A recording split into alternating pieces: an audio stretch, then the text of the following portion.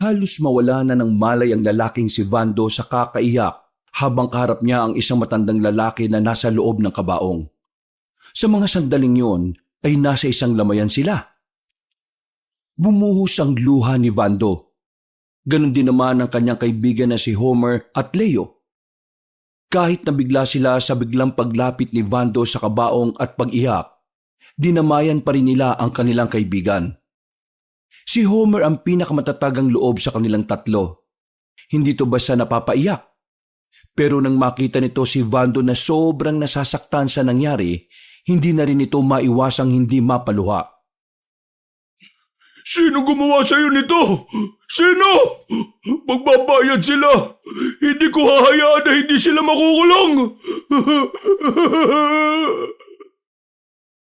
Pinapakalma na nila si Vando para hindi na ito makaabala sa ibang nakikiramay. Pero hindi pa rin natigil ang binata. Talagang naglupasay pa ito sa sahig. Naawa na nga rin ng ibang tao at tinulungan na itong makatayo. Hinang-hina si Vando. Dahil sa laki nito, tulong-tulong silang dinala ang binata sa bakanteng pwesto sa gilid. Pinainom nila ito. Binigyan ito ng inumin.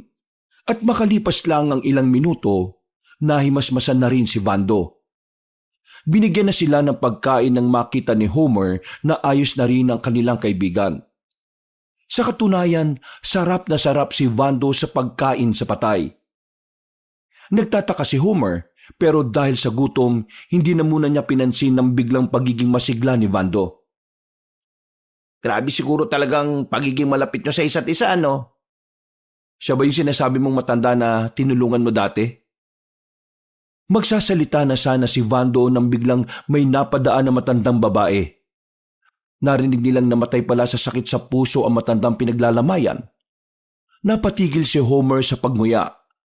Agad nitong binalingan si Vando. Uy, sabi namatay sa sakit sa puso yung matanda. Ano yung sinasabi mo kanina na magbabayad yung may gawa nun sa kanya?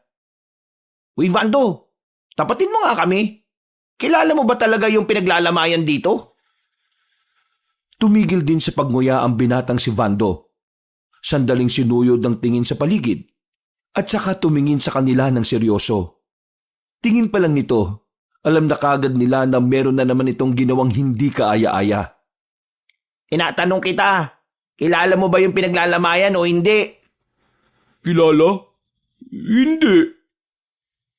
Sabay na nailuwa ng dalawa ang kanilang kinakain sabay inom ng tubig. Hinawakan agad nila sa balikat si Vando at pabulong na kinausap. Siraulo ka talaga. Anong ginawa mo kanina? Bakit paiyak-iyak ka pa? Naglupasay ka pa? Nakakaya ka. Para kang siraulo, pre. Lakas ng trip mo, ah. Wala tayong pera, di ba? Wala tayong pagkain sa bahay. Kaya ito naisip kong diskarte. Huwag na kayo mag-inarte. Sarap naman kayo sa sopas na may kanin eh. Binilisan na lamang nila ang kanilang pagkain at pagkatapos umalis na rin kagad na parang walang nangyari. Napapakamot na lamang sila sa ulo ng mga sandaling yun. Nang makalayo na sila sa burulan, saka sila tumigil. Pinagbababatukan nila si Vando. Hoy, sa susunod nga kung gagawa ka ng ganong eksena, sasabihan mo muna kami. Hindi mo sinasabi sa amin, mukha tuloy kaming tanga eh. Uy, bakit ba kayo nagagalit? Hindi niyo ba gusto yung diskarte ko? Gusto, pero sana sinabihan mo kami ng maaga para naman masabayan ka namin, di ba? Para naman lahat tayo maglupasay. Mas effective yun, 3 tayo nakiiyak. Pero siraulo ka rin no? Galing mo umarte Naiyak na nga kami ni Leo kanina Kala namin totoo. Anong kami? Baka ikaw lang. Sus, kunwari ka pa Leo. Sinipon ka na nga nakakaiyak Ang galing ko ba? Sobrang galing ko, di nyo naisip na parte lang yun ng diskarte ko no? Ang saya mo Seryoso, ang ganda ng diskarte mo talaga. Kailangan ba talaga nating umarte? Pwede naman tayong humingi na lang, di ba? Hindi nila tayo bibigyan kapag alam nilang pagkain lang naman yung habol natin. At kapag alam nilang hindi naman nila tayo kilala. Tama si Homer. Kaya dapat, gawa tayo talaga ng eksena palagi. Mas masarap yung pagkain kapag pinaghihirapan, no? Siraulo. Pero may tama ka naman. Sa ulo nga lang. Pero nabusog ako ha. Yun na nga yata yung pinakamasarap na sopas na natikman ko eh. Ang mabuti pa, umuwi na lang muna tayo sa atin at ituloy na lang natin yung ginagawa nating uling. Para bukas ng umaga may maibenta na tayo. Matagal nang magkakaibigan ng tatlo. Pare-pareho na silang ulila sa buhay. Mga bata pa lang kasi sila. Namatay na ang mga magulang nila. Magkakasamang namatay ang kanilang mga magulang nang dahil sa isang aksidente sa bus. Nahulog ang sinasakyang bus ng kanilang magulang sa malalim na bangin. Mula noon, palagi nang magkasamang tatlo. Kinalakihan na nila ang sistemang sila-sila lang ang makakasama. Parang magkakapatid na rin ang turingan nila sa isa't isa. Sa wakas, natapos ko na rin. O ito, naisali ko na sa sako tong mga nagawa nating uling ha. Matatapos na rin ako dito. O sige, ititimpla ko na yung kape nating tatlo. Pumasok na muna si Homer sa barong-barong nilang bahay. Mga plywood na inanod sa ilog ang nagsisilbi nilang dingding. Wala silang maayos na tirahan. Kung minsan naman, kapag nasisira ng bagyo ang kanilang bahay, naghahanap na lamang sila ng ibang lugar para pagtayuan ng kanilang bagong tirahan. Habang nagtitimpla ng kape, bigla siyang napangiti. Naalala na naman kasi niya ang babaeng si Emilia. Ang babaeng nakilala niya lamang sa bayan nung nagatid siya ng gawa nilang uling. Maganda ang babae, kasing tangkad niya at maputi. Hindi naman ito sobrang puti, pero makinis ang balat. Unang tingin pa lang ni Homer, alam na agad niya na si Emilia ang babaeng hinahanap niya. Parang timang nakangiti habang nagtitimpla ng kape. Oy, ilang oras mo ba haluin yan? Natauhan si Homer nang marinig ang tinig na yun ng kanyang kaibigan. Paglingon niya ay nasa likuran na pala niya si Leo. Napangiti na lang din siya at inabot ng kape. Napapakamot pa ito sa ulo. Bakit? Masama bang ngumiti? Oo, lalo na kapag walang dahilan, Paano kapag may dahilan? Hindi na masama. Dahilan? Bakit? In love ka, Isang magandang binibini mula sa bayan. Ganda ng ngiti. Kapag nakikita ko yung kanyang pagmumukha para akong maiihi. Corny mo. Tara na, yung kape raw ni Vando. Masayang lumabas ng bahay ang lalaking si Homer. Nung gabing yon ay tamang kwentuhan lang ang tatlo. Nakaugalian na nila ang ganoong gawain. Bago sila magpahinga, pinag-uusapan nila ang maraming bagay. Mga bagay na may kinalaman sa pamumuhay at kalaunan ay nauuwi na lamang ang usapan sa kanilang mga pangarap. Mga pangarap na hindi malinaw kung matutupad pa ba o hindi. Hoy, Vando, gising na. Uy! Walang ya. Usapan 5:00 dapat nakabangon Mag-alas 7 na Uy! Uy, Vando! Kung hindi ka babangon dyan, kami na lang ang aalis. Bahala ka dyan, wala kang kikitain ngayon. Ay, naantok pa ako Mamaya ka na matulog pagbalik natin. Mas masarap matulog kapag merong laman ng tiyan mo. Bakit? May pagkain na ba dyan? Siyempre wala pa. Kaya nga dapat makabenta tayo ng uling, no? Walang ganang bumangon ng lalaking si Vando. Kahit na mabigat ang pakiramdam nito, ay agad na rin itong kumilos. Dakong 7:00 na nang makaalis sila. Mula sa kanilang bahay, kinailangan pa nilang maglakad ng halos 15 minutos habang bitbit ang mga uling. Sumakay sila sa malaking truck ng buhangin na pinakiusapan lang nila ang driver. Ganun pala ang sistema ng kanilang buhay. Mabuti na lang at kahit papaano, may mangilan-ngilan pa rin ang nagbibigay ng konsiderasyon at tulong sa kanila. Sinusubukan din naman nilang makahanap ng mas maayos na trabaho. Ang kaso nga lang, pare-pareho naman silang walang tinapos na kurso. Kahit nga high school ay hindi na nila natapos. Buti naman at napaubos kaagad natin itong mga uling natin, no? Mga bandang 11:00 na ng tanghali, napakyaw na ang kanilang tindang uling. Hindi naman kalakihan ng kanilang kinita. Pero para kay Homer ay sasapat na yon sa isang araw nila. Ang mahalaga naman sa kanila ay maisalba nila ang bawat araw at gabi. Nagugutom na ako. Kain tayo sa karinderya. Oo nga, kanina pa tayo lakad ng lakad. Nakakapagod na kaya? Mas makakatipid tayo kung sa bahay na lang tayo magluluto. Yung 70 pesos kasi na ulam dito sa bayan, 1 kilong bigas na yun eh. Pambira. Gutom na ako eh. Baka maimatay na ako sa gutom. E di magtinapay na lang muna tayo. Lumapit sila sa bakery. Bumili sila ng tig-1 monay. Sapat na sa kanila ang pagkain na yun. Magagawa na nitong maitawid ang 2 oras nilang buhay. Bago sila umuwi, dumaan na muna sila sa palengke. Masaya si Homer sa mga sandaling ito. Dahil sa wakas, makikita na niya ulit ang babaeng hinahangaan niya, si Emilia. Alam ko na kung bakit gusto ni Homer bumili rito. Kahit pwede naman sa kabila. Bakit? Kasi nandito yung babaeng crush niya. Ayun oh. Uy, wag mo nga ituro. Manuno ka dyan eh. Baka mamaya mapansin pa tayo niyan. Uy, bakit ayaw mong mapansin ka? Kaya ka nga nandito para magpapansin, di ba? Nandito tayo para bumili ng pagkain na iluluto. Sus! Kunwari ka pa. Lapitan mo na. Eh kung doon na lang kaya tayo bumili ng isda? Hinilan nila ang lalaking si Homer. Palapit sa 2 ang babaeng maganda na nagtitinda ng isda. Wala nang nagawa si Homer kundi magpadala na lamang din sa agos ng mga nangyayari. Magandang tanghali, miss. Sabi ng kaibigan namin, magkano raw ang ngiti mo? Ha? Ang ganda mo raw kasi. Parang crush. Uy, para kayong timang ha. Miss, wag mo silang pansinin ha. Mga wala kasing kain ng mga yan eh. Ayos lang. Pero bibili ba kayo? Oo. Magkano ba yung kilo ng bangus? Yan. 200 na lang ang kilo niyan. Malaki yan at sariwa pa, kakahuli lang kaninang umaga. Eh bakit patay? Ang alin?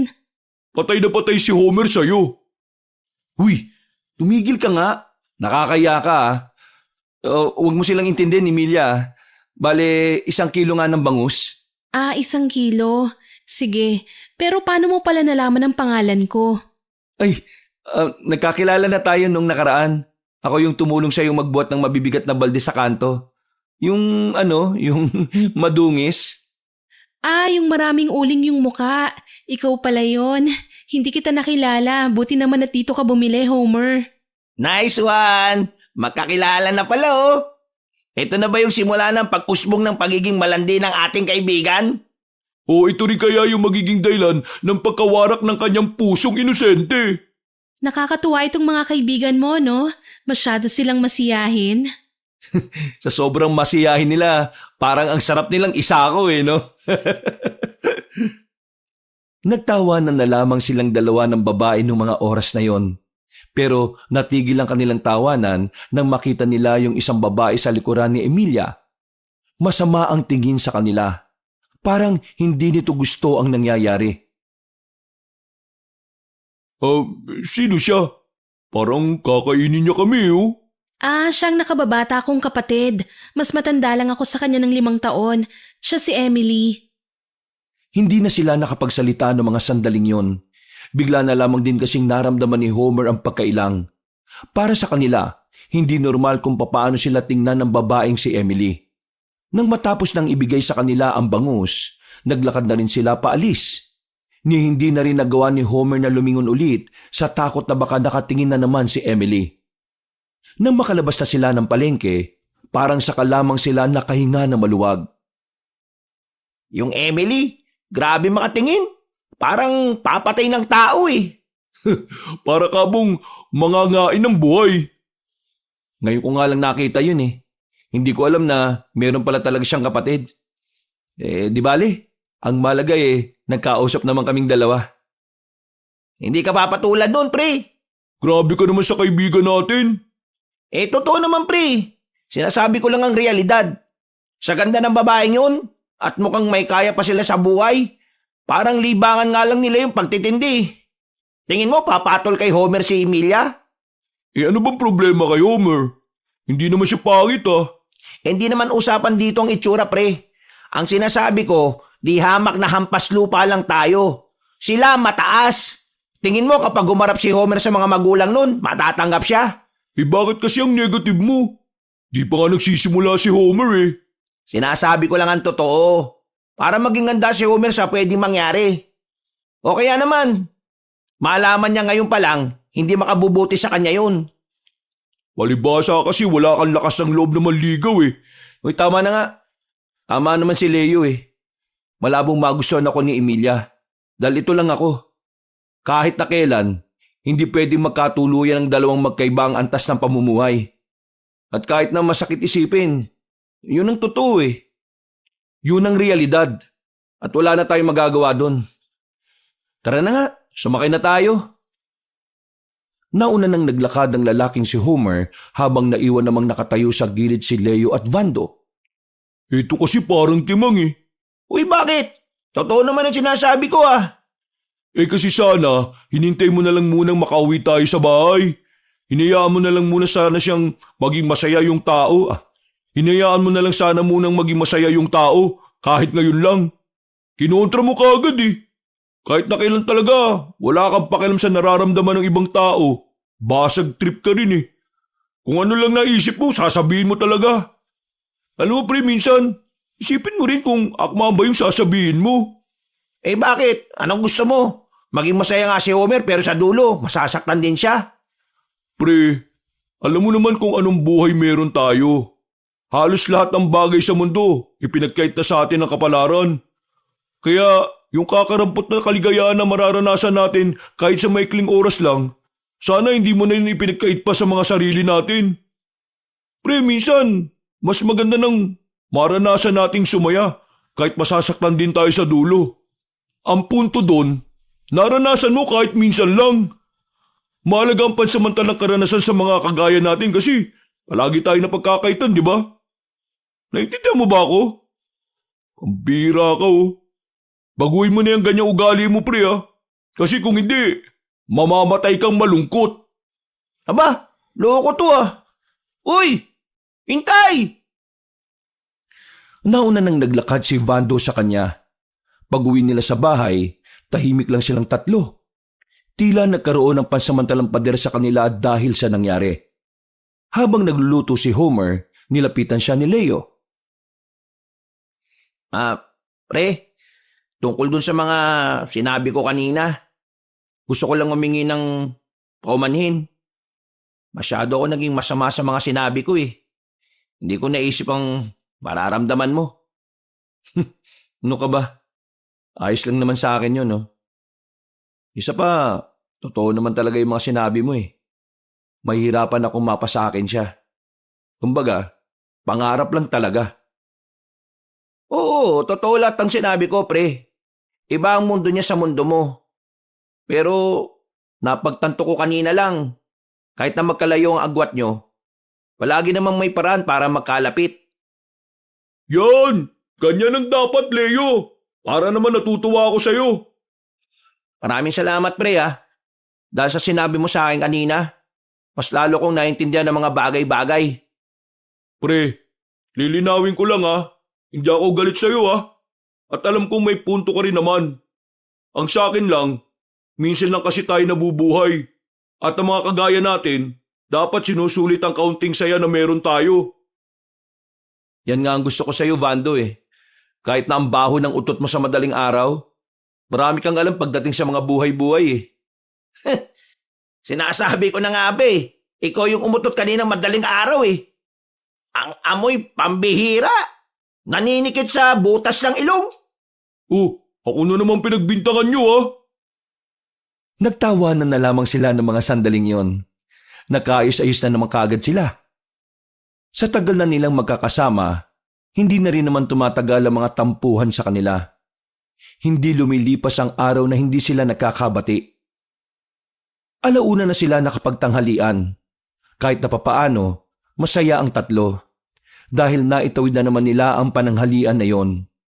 Pagkatapos, balik trabaho na naman ang tatlo. Tutungo na naman sila sa bakanting lote at gagawa na naman sila ng uling. Pero bago yon, Nagpaalam na muna si Homer na bibili ng sako. Aling Tessa, 8 sako nga po. Yung tig 5 piso lang po na sako pero yung malalaki.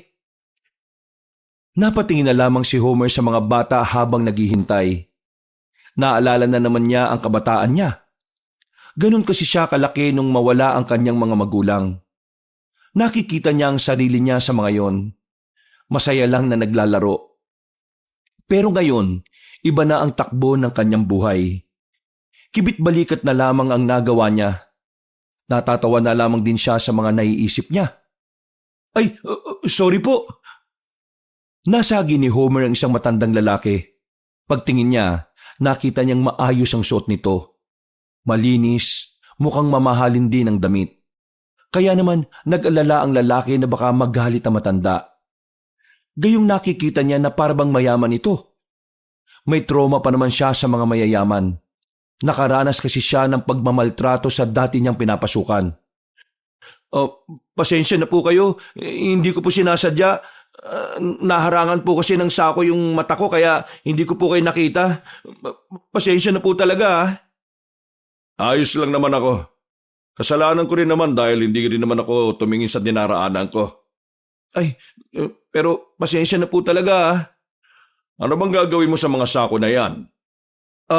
Ito po, paglalagyan po ng mga uling. Yung po kasi ang hanap buhay naming magkakaibigan eh. Ganun ba? Kayo po, saan po ba ang punta nyo? Naliligaw po ba kayo? Ano naman ang nagtulak sa'yo para isiping naliligaw ako?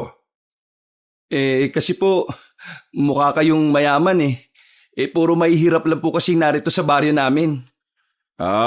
Ganun ba? Kasi, nandito ako para sa isang tao na gusto kong bumalik sa buhay ko. Isang tao na gusto niyong bumalik sa buhay nyo? Asawa? Nakakaya naman kung dito ko sasabihin. Pwede ba kitang maimbitahan na magkape sa isang kapihan sa bayan? Naku, hindi na po. Hinihintay po kasi ako ng mga kaibigan ko eh. Gagawa pa po kami ng uling. Ganun ba? Siya, sige. Lumakad ka na't baka hinahanap ka na nila. Sige po, good luck po sa gagawin nyo. Sana magkasama na po ulit kayo ng asawa nyo. Siya nga pala. Anong pangalan mo, iho? Homer po pangalan ko. Ako naman si Espino. Mang Espino na lang ang itawag mo sa akin. Sakaling magkita tayo muli. Ngumiti na lamang ang lalaking si Homer. Hindi niya alam kung bakit magaan ang kalooban niya sa matandang yon. Para bang matagal na niyang kilala ang matanda. Napapangiti na lamang siya habang naglalakad. Nang makabalik na siya sa mga kaibigan niya, ay agad na silang nagsimula sa kanilang gawain. Bandang hapon na sila natapos. Kailangan nilang takpan muna ang uling na nagawa nila dahil nagbabadya na naman ang malakas na ulan. Malas talaga tayo lagi.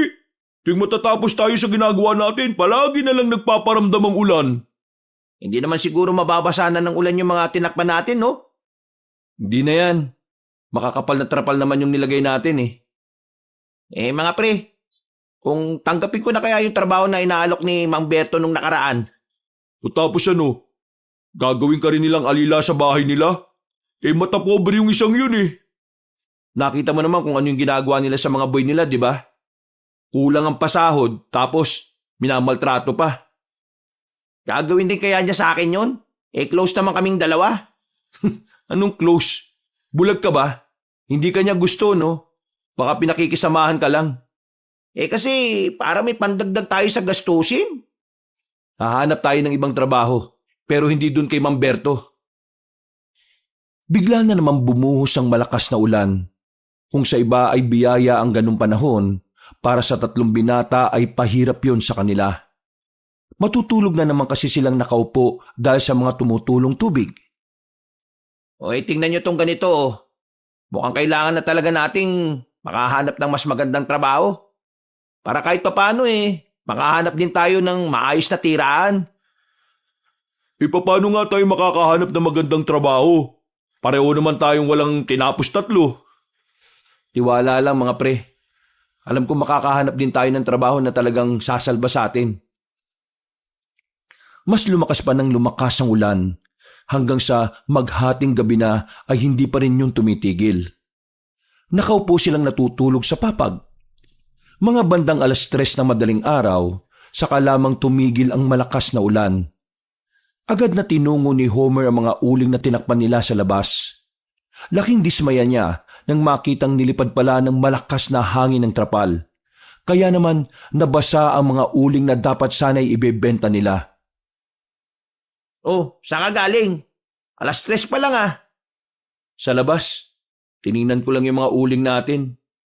Ayun, nabasa. Sobrang lakas kasi pala ng hangin kanina eh. Pasensya na ah. Dapat pala pinasok na lang natin sa bahay. Ayos lang yan. Papatuyuin na lang natin yan kapag sumikat yung araw. Pero wala tayong kakainin ngayong araw. Di diskarte. Gawa tayo ng diskarte. Mabuti na lamang ay hindi nagalit sa kanya ang dalawang kaibigan.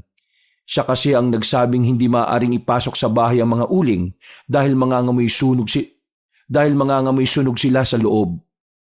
Kinaumagahan, maagang umalis ang tatlo. Dahil wala naman silang maibebentang uling, naisipan na lamang nilang humanap ng ekstra na trabaho. Sa kanilang paglalakad sa kalsada, muntikan ng mahagip ng sasakyan ng lalaking si Vando. Bigla na lamang kasing lumitaw sa paliko ang sasakyan at hindi nila yun nakita. Nakahinga sila ng maluwag nang mahila nila si Vando.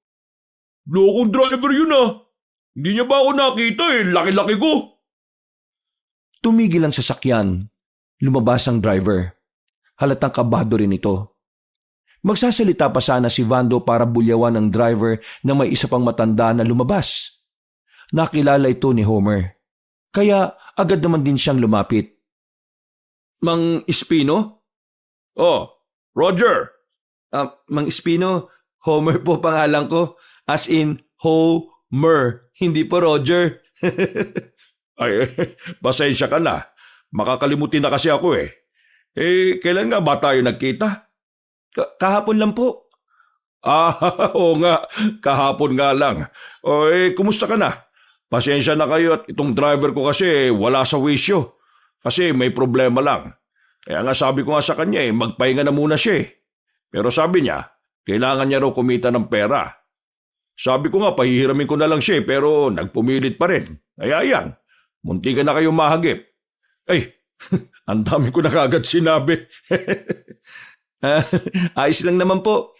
Hindi naman po nasaktan yung kaibigan ko At kay mamang driver, pahinga rin po. Mas mahalaga ang kalusugan. Oh, Topper, narinig mo ba yon? Ikaw kasi. Magkakilala pala kayo, pre. Oo, nakilala ko siya kahapon. Ayos. May kakilala ka palang big time ha. Uy, maayos ka nga. Saan ba ang punta ninyo? Naalala ko sinabi mo kahapon nagbebenta kayo ng uling. Bakit wala kayong dalang uling? Yun na nga po ang problema Yung uling kasi na dapat ibebenta namin, nabasaan ng malakas na ulan kagabi. Kaya heto, naghahanap po kami ng sideline para may pangkain ngayong araw. Naghahanap ba kayo kamo ng trabaho? Opo, naghahanap po kami. Baka po may pwede kayong ipatrabaho sa amin, sir. Uy, maya ka nga. Kahapon pa lang kami nagkakilala Naku, ayos lang. Sa katunayan meron akong iaalok na trabaho para sa inyong tatlo. Total, mukhang masisipag naman kayo. Ipapasok ko kayo sa trabaho para may panggastos kayo. Yun kung tatanggapin niyo ang trabahong ibibigay ko sa inyo. Ano po bang trabahong ipapagawa niyo sa amin? Manghuhuli at papatay kayo ng aswang. Hindi na muna sila nakapagsalita. Nagkatinginan silang magkakaibigan. Hindi nila alam kung ano ang kanilang sasabihin. Seryoso din kasi ang pagkakasabi ng matandang kausap nila. Pero maya-maya lang, bigla na lamang yung napahalakak. Nako, biro lang naman. Ang ipapatrabaho ko sa inyo ay yung pag-aalaga ng mga kabayo ko. Nawala na kasi yung nag-aalaga nun dahil kailangan ng umalis para sa pamilya niya. Tingin ko, makakasundo nyo naman yung mga kabayo ko. Nararamdaman ko kasing mabubuti naman kayong tao. Alam nyo, ang mga kabayo ko, kapag masama ang taong nasa harapan nila, nararamdaman nila yon. kaya hindi sila nagpapahawak. Pero sa inyo, kutob ko na magugustuhan nila kayo. Uy, ayos pala yung mga kabayo po ninyo para silang may mga isip din. May isip din naman talaga mga hayop na gaya ng sa isang tao. Ang pagkakaiba nga lang, siyempre, mas mataas pa rin ang level ng pag-iisip natin mga tao. O siya, kung papayag kayo, sumakay na kayo. Papayag naman po kami pero ayos na po ba yung driver ninyo? Baka po kasi mabangga tayo Huwag kayo mag-alala. Ginto naman ang kabaong natin kapag na-aksidente tayo. Nauna nang pumasok ng sasakyan na matanda. Habang sila Homer naman ay napapakamot na lamang sa ulo pero sumakay na lang din. Hindi inakala ni Homer na ganun pala kakulit ang matandang yon. Pero ang pinakamahalaga naman para sa kanya, hindi to gaya ng ibang mayayaman na kinatatakutan niya. Alam niyo ba nung araw, ganyan din ako. Nagbebenta-benta lang din ako ng kung ano-ano. Naranasan ko talagang kumain lang ng tinapay sa isang buong araw. Kung minsan nga wala rin makain Tiis-tiis. Kaya nga natutuwa ako sa inyo. Kasi kahit na hindi ko kayo kakilala, nararamdaman ko yung sipag ninyo. Paano nyo naman po mararamdaman kung hindi nyo naman po kami kilala? Paano kung niloloko lang pala namin kayo? Na kesyo mahirap lang kami, kesyo ganyan. Alam mo, iho, sa tanda kong ito, kabisado ko na ang mga tao, Roger. Alam ko kung kailan sila nagsisinungaling. Pre, sinong Roger? Homer po sir, Homer. Ay, pasensya na, Homer. Ay, nako, makakalimutin talaga ako. Makalipas lang ang ilang sandali, nakarating na rin sila sa malaking asyenda na matanda. Sobrang lawak ng asyenda. Hindi nila inakala na matandang si Espino pala ang may-ari ng asyenda na lagi nilang nadadaanan noong nakaraan. Pagpasok nila sa asyenda, agad silang sinalubong ng 2 gwardya at pinagbuksan ng gate. Napapansin ni Homer na parabang kakaunti lamang ang mga tauhan ng mga Espino. Hindi gaya ng ibang mayayaman na halos tumpok-tumpok ang mga bodyguard. Wow! Kayo pala may-ari ng asyendang to? Diyos ko! Sa pelikula ko lang ito napapanood Ang laki! Napakalaki at sobrang ganda. Pero, Mang Espino, napapansin ko lang po, bakit parang wala ka naman maraming bodyguard? Kasi naman, kaya ko naman ang sarili ko Hindi naman ako mayaman lang. May alam din ako para protektahan ang sarili ko. O paano? Pasok na tayo sa mansyon. Maya-maya, pagkatapos nating mananghalian ipapakita ko sa inyo mga kabayo ko. Manghang-mangha ang magkakaibigan. Hindi sila makapaniwala na may ganong kalaking bahay silang mapapasukan. Yung kasi ang unang pagkakataon na nakarating sila sa mamahaling lugar. Pinaghintay sila sa malawak na sala. Ilang sandali lang ay nakahanda na rin ang kanilang pagkain. Sa isang mahabang lamesa, sabay-sabay silang kumain. Lahat ng pagkain na hindi nila natikman ay naroon. Sa mga oras na ito, pakiramdam na magkakaibigan ay hulog yun ng langit. Salamat sa driver niyo, Mang Espino. Kung hindi dahil sa kamuntikan na niya ako masagasaan, hindi po kami makakatikim ng ganito kasarap na pagkain. Huwag kayong mag-alala. Sa susunod, mababangga ka na para mas masarap ang pagkain na ihahain ko. Hoy, biro lang Nagtawanan na lamang sila ng mga oras na yon. Magaan ang pakiramdam ni Homer. Kapag tinitingnan niya ang matanda, pakiramdam niya ay sobrang komportable na nila. Ang tingin niya kay Mang Espino ay simpleng tao lang. Hindi sila nakaramdam ng pagkailang. Pagkatapos silang kumain, agad na rin silang dinala ni Mang Espino sa kural. Ang kulungan ng mga kabayo na ilang metro ang layo mula sa mansyon. Tingnan nyo, masaya ang mga kabayo ko. Parang gusto nilang manipa Ganyan sila kapag komportable sila sa mga tao makakasama nila. Bale, ang gagawin nyo lang naman, pakakainin nyo sila palagi. Pagdating naman sa paglilinis ng kanilang kulungan at pagpapaligo sa kanila, iba naman ang gumagawa nun. Sa pagpapakain lang talaga ang problema ko. Kaya nyo ba silang pakainin? Ano po bang kinakain nila? May mga damo naman kaming pinapakain sa kanila. Mga mamahaling damo yon. Yun lang naman. At sa paglalagay pala ng mga vitamins ituturo ko na rin sa inyo mamaya. Nagkatinginan ng magkakaibigan. Malapad ang kanilang ngiti. Tingin nila ay kakayanin naman nila ang trabahong binibigay sa kanila. Kaya naman hindi na sila nagdalawang isip na tanggapin ang alok na trabaho. Sige po, tinatanggap po namin. Kailangan na kailangan kasi talaga namin ng pera eh. At dahil tinatanggap nyo na ang trabaho, dito na rin kayo titira. Nakikita nyo yung bahay na yon. Doon natutulog yung dating nag-aalaga sa mga kabayo ko. Kaya naman, lahat ng gamit nyo, dalhin nyo na rito mamayang gabi. Para bukas ng umaga, pwede na rin kayo magsimula. O paano? Hayaan ko na muna kayong gumala-gala sa asyenda para makabisado nyo yung lugar. Pagkatapos umuwi kayo sa inyo at kunin nyo na yung mga gamit nyo ha. At siya nga pala. Ano po? Mamayang gabi, darating ang isa sa pinaka-pinagkakatiwalaan ko, si Paring Endong. Siya ang aalalay sa inyo kapag dumating na ang tamang pagkakataon. Ano pong tamang pagkakataon? Saka ko na sasabihin sa inyo. Basta, isa itong panibagong trabaho na pwede ko ring ialok sa inyo. Sa ngayon kailangan nyo munang alagaan ng mga kabayo ko. Kasi baka mamaya manipa na sila. Naglakad na palis sa matandang si Espino. Naiwang nakanganga ang tatlo. Napapakamot sa ulo. Sinampal-sampal pa ni Vando ang kanyang sarili. Uy, bakit mo ginaganyan ang mukha mo? Ginigising ko lang ang sarili ko Baka kasi panaginip lang to. Hindi ako makapaniwala. Kitira tayo sa ganitong lugar. Ito na siguro yun. Ang alin? Ito na yung simula ng panibago nating buhay. Mabilis na lumipas sa mga oras. Sumapit na rin ang gabi. Nakabalik na sila sa asyenda dala ang kanilang mga gamit. Nalinis na rin nila ang bahay na kanilang titirhan. Ilang metro lang din ang distansya nito mula sa kural ng mga kabayo. Ay naku, nakakapanibago talaga. Tingnan niyo mga pre Maayos na tulugan natin. Wala nang tulo ng ulan dito sigurado. Tapos may malambot pang kama.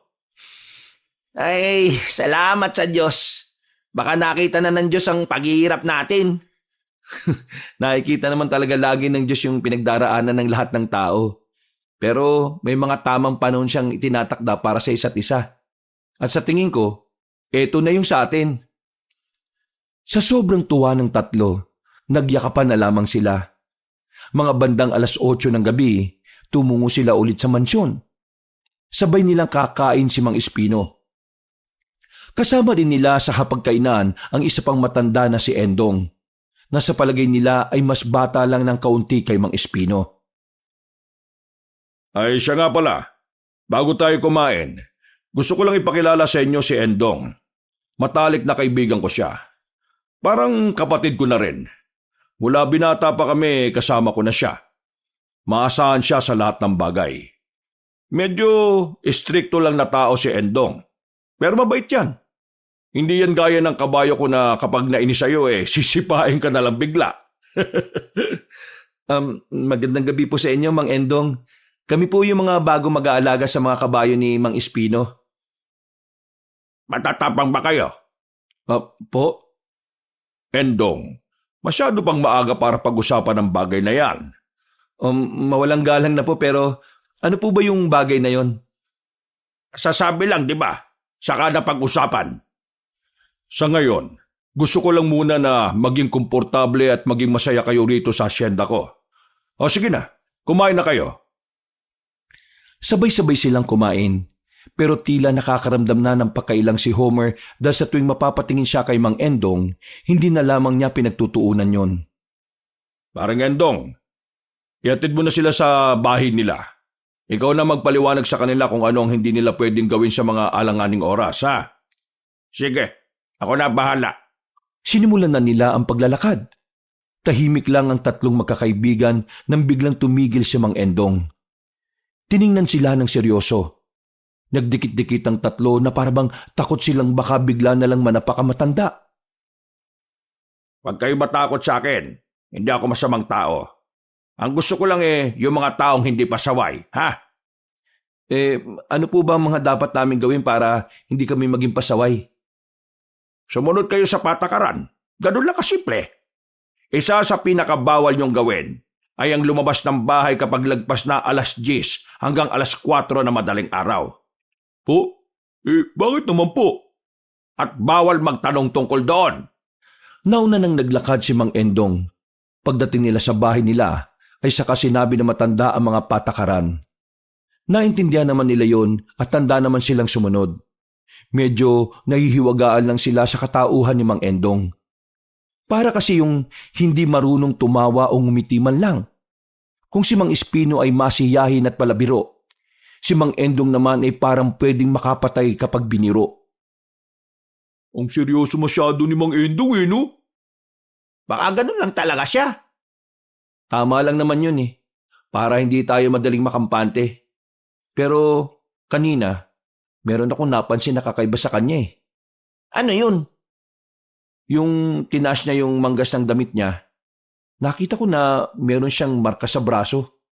Hindi ko alam kung anong simbolo yun pero yung simbolo na yun, nakita ko dun sa loob ng mansyon.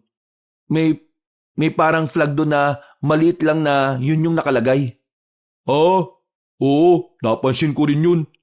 Alam mo, meron din ako nakita kay Mang Espino Yung pitaka niya, may ganun ding simbolo. Hindi kaya miyembro sila ng sindikato? Hindi naman siguro. Napagdesisyonan na nilang matutulog na lang sana pero narinig nilang nag-iingay ang mga kabayo. Sa pagkakataong ito, nag-alala ang tatlong magkakaibigan. Inakala nila na baka may nangyayaring hindi maganda sa mga alaga ni Mang Espino. Binuksan nila ang bintana. Nakita nilang hindi mapakali ang mga kabayo. Punta natin. O nga pre, baka may nakapasok na ahas sa koral. Pero kasasabi lang sa atin kanina na hindi tayo pwedeng lumabas kapag alanganing oras na, di ba? Paano kung may mamatay na kabayo doon? Di kasalanan natin. Kalaunan ay pumayag na lang din ang binata. Tiningnan na muna nila kung merong nakakakita sa kanila. Nang masiguro nilang wala naman, agad na rin silang lumabas. Tinungo nila ang mga kabayo. Sinuri nila ang lugar. Inilawan ng mga sulok-sulok, pero wala naman silang nakita na kahit na ano. Wala naman Pero bakit sila nag-iingay? Baka papansin lang sila.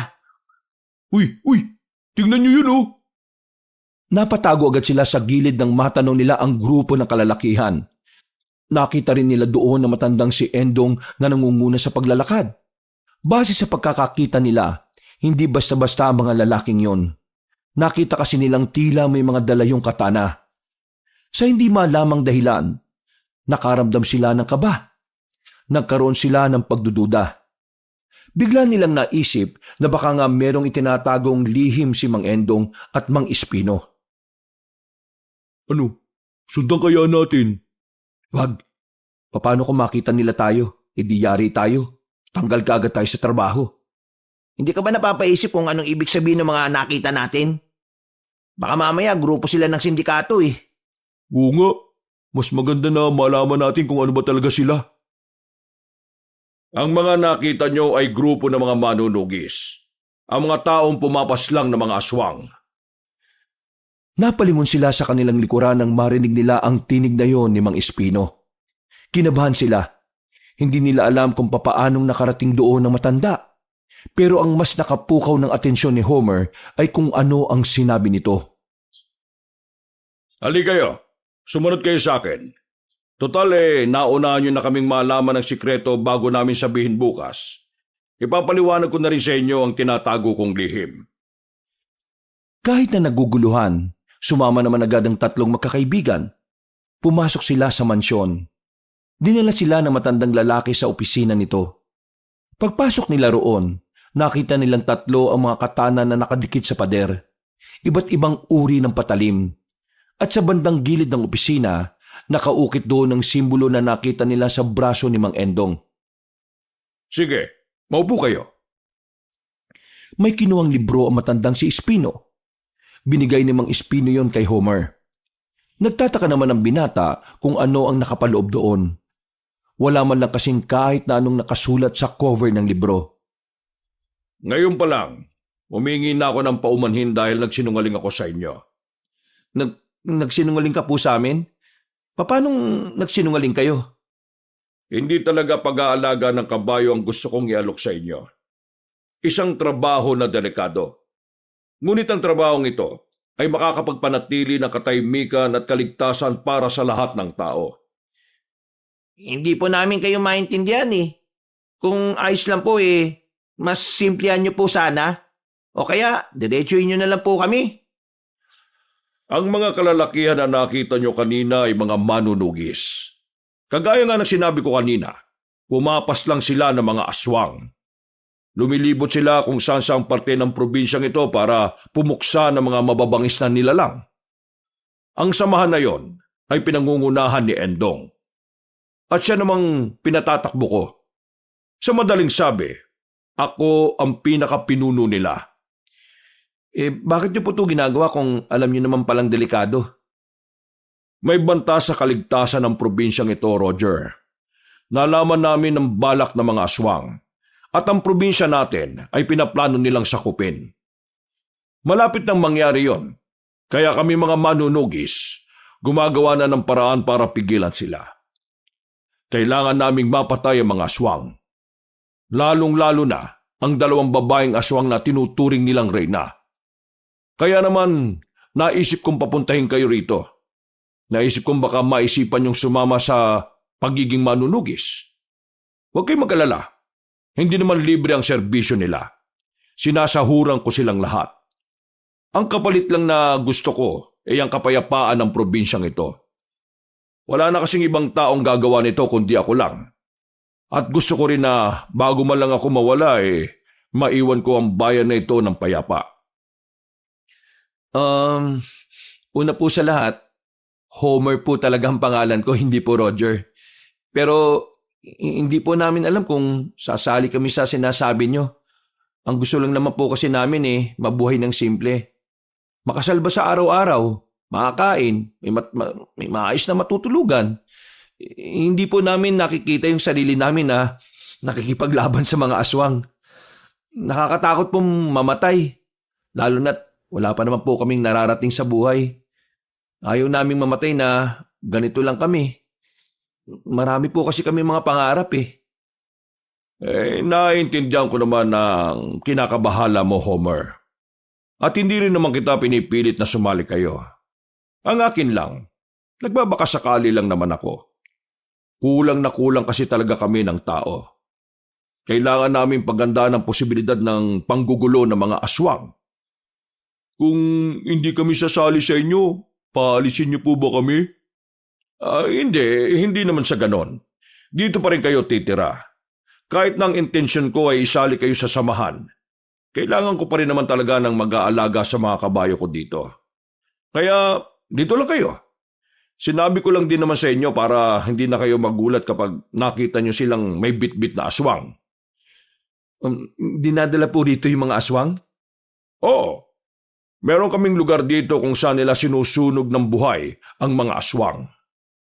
Madalas na patay na ang aswang na dinadala nila. Pero minsan, buhay. Mang Espino, humihingi po ulit kami ng paumanhin Pero para kasing hindi po namin kaya yung inaalok ninyo Yung pag-aalaga lang po ng kabayong kakayanin namin. Sige, kagaya nga ng sinabi ko, hindi ko naman kayo pinipilit. Kung sa tingin nyo hindi nyo kakayanin, walang problema. Kung sakali lang naman na magbago ang isipan nyo. Windang, ito ang naramdaman ng magkakaibigan matapos malaman ng lihim ni Mang Espino. Nang makabalik na sila sa kanilang tulugan, tinakasan na sila ng antok. Hindi na sila makatulog sa kakaisip. Sa isip-isip ni Homer, mas mapapaaga ang buhay nila kung tatanggapin nila ang trabaho ng isang manunugis. Wala pa silang lakas ng loob para sumabak sa mga nilalang na hindi pa naman nila nakikita. Kinabukasan ng umaga, maaga silang lumabas para asikasuhin ang mga kabayo. Nakahanda naman na ang lahat ng kanilang gagamitin. Ang hindi lang kondisyon sa mga sandaling ito ay ang kanilang utak. Lutang silang 3. Bukod sa walang maayos na tulog, kung ano-anong bagay pa ang naglalaro sa isipan nila. Tingin nyo, ayos lang ba talaga na hindi natin tanggapin yung trabahong yon? Oo naman oh. Delikado eh. Tsaka, itong una niyang sinabi sa atin at hindi ang pagiging manunugis. Bakit? Gusto mo bang tanggapin? Hindi ko alam eh. Nanaginip kasi ako kagabi. Kinalaban ko daw yung mga aswang. Wala na nga tayong maayos na tulog na naginip ka pa talaga ah. Tindi ah. Dahil sa panaginip lang, nalito ka na? Ewan ko. Basta pagbangon ko kanina, parang bigla ko nalang naisip na ano kayang pakiramdam na maging manunugis? Natigil ang kanilang usapan nang dumating si Mang Espino. Agad nilang binitiwan ang kanilang mga hawak. Tumayo sila ng maayos at ngumiti. Magandang umaga po, Mang Espino. Homer, iwan mo na muna silang dalawa dyan. Utusan mo na kitang magpunta sa bayan. Kailangan mong bumili ng mga pang-stock natin na pagkain eh. May sakit kasi si Aling Oreng. Huwag kang mag-alala. Kasama mo naman si Topper, yung driver ko. Sige po, wala pong problema. Agad na kumilos ang binata. Nagpalit siya ng suot at sumakay na rin kasama ang driver na si Topper. Noong mga sandaling yon, tahimik lamang si Homer sa biyahe. Gumugulo pa rin sa utak niya ang lahat ng mga nangyayari. Para sa kanya, masyadong mabilis ang mga kaganapan. Hindi na nga niya namalaya na kasama na pala sa usapan ng buhay nila ang aswang. Makalipas ang isang oras, nakarating na rin sila ng bayan. Tumungo siya sa palengke. Pero taliwas sa kanyang inaasahan, wala roon ang dalagang si Ellen. Ang sabi ng mga katabi nitong tindahan, biglang hindi na nagparamdam ang magkapatid na babae. Dismayado si Homer. Yung pa naman sana ang araw na sisimplihan niyang magsabi tungkol sa kanyang paghanga. Bagsak ang balikat ng lalaki na makabalik na ito sa asyenda. Napansin naman ito ni Vando at Leo. Oh, may nangyari ba sa lakad mo kanina? Kanina ka pa tahimik eh. Kasi mga pre, hindi ko na nakita sa palengke si Emilia. Ang sabi ng mga tindera, hindi na raw nagparamdam. Sus, kaya naman pala eh. Ayos lang yan. Marami pa naman magagandang babae makikilala natin. May iba tayo. Kanina, may narinig ako. Usapan ni Mang Espino at ni Mang Endong. Ano naman yun? Ang sabi ni Mang Endong, marami daw bangkay na mga lalaki ang natagpuan sa masukal na parte ng gubat. Malapit sa baryo ng San Isidro. Hinihinala nila, mga aswang daw ang gumawa nun. Kinilabutan si Homer nang marinig yon mula sa kanyang kaibigan. Ang ideyang pagpatay ay siyang nagpatuliro sa kanyang utak. Natakot siya sa mga aswang. Iniisip niya palang na makakaharap niya ito, nanlalambot na kagad ng kanyang tuhod. Pre, sama kayo sa akin. Buwisit ka. Bakit galing ka sa labas? Anong oras na oh? Alam mong bawal lumabas, di ba? Halika na kasi. May ipapakita ko sa inyo. Hindi naman tayo mahuhuli. Ano ba kasing ipapakita mo? Aswang! May dala silang aswang! Kahit na nakakaramdam ng kaba, mas nang ibabaw ang kurisidad ni Homer kaya naman sumama na rin siya sa dalawa. Maraan silang naglakad at tinungo ang isa pang malaking bahay. Nasa tapat sila, nakatago sa mga halamanan na ilang metro lang ang distansya mula sa bakuran. Mula roon, nakikita nila ang mga taong naroon, kabilang si Mang Endong at Mang Espino. Mga pre, ayun oh, tingnan niyo yung babaeng yun. Ayun oh, sa gilid, yung nakagapos. Aswang yan. Kanina nakita ko, dumaan sila sa harapan ko eh. Ang pangit ng mukha ng aswang. Ganyan pala ang aswang? Parang tao rin no? Oo, may aswang na parang tao rin. Pero yung mukha nakakatakot.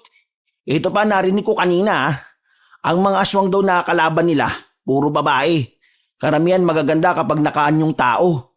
Kaya hindi mo talaga iisipin na aswang sila kapag kaharap mo eh. Kasi maladiwata raw ang ganda. Grabe, delikado nga talaga yung mga aswang na yan. Oh, ano Vando? Gusto mo pa bang sumali sa kanila? Makontento na lang tayo sa mga kabayo, no? Palis na sana sila noong mga sandaling yon, pero hindi nila alam kung bakit naramdaman ni Mang Espino na nagtatago sila roon. Nakita na lamang nilang nakangiti na ang matandang lalaki. Lumapit yon sa kanila. Wala na silang nagawa kundi ang lumabas na lang din. Paano niyo po nalaman na nandito kami? Isa ito sa mga katangian ng mga manunugis na matagal na sa serbisyo. Matanong ko lang, bakit kayo nakikinig o nagmamasid?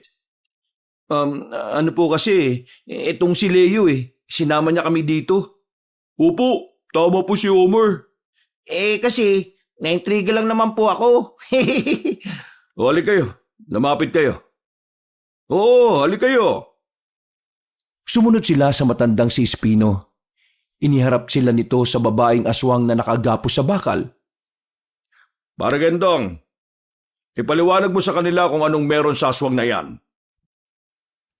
Etong aswang na ito ay isa lang sa mga babaeng aswang na pumapatay sa mga kalalakihan. Inihigop nila ang dugo ng mga lalaking biktima nila. Mabangis silang mga aswang, pero hindi naman matukoy kung anong uri sila. Mailap din silang hulihin. Nahuli lang namin to dahil sa bago naming taktika na naisip. Karaniwan silang nakikita sa kasulok-sulukan ng gubat. Ang mga ganitong aswang, pangkaraniwan pa ito. Wala pa ito sa level ng 2 babaeng pinuno nila. Matanong lang, bakit ba puro lalaki lang yung dinadali nila? Ayon sa pananaliksik namin, meron silang matinding galit sa mga lalaki. At bukod pa rito, halos lahat naman kasi ng mga manunugis puro lalaki rin.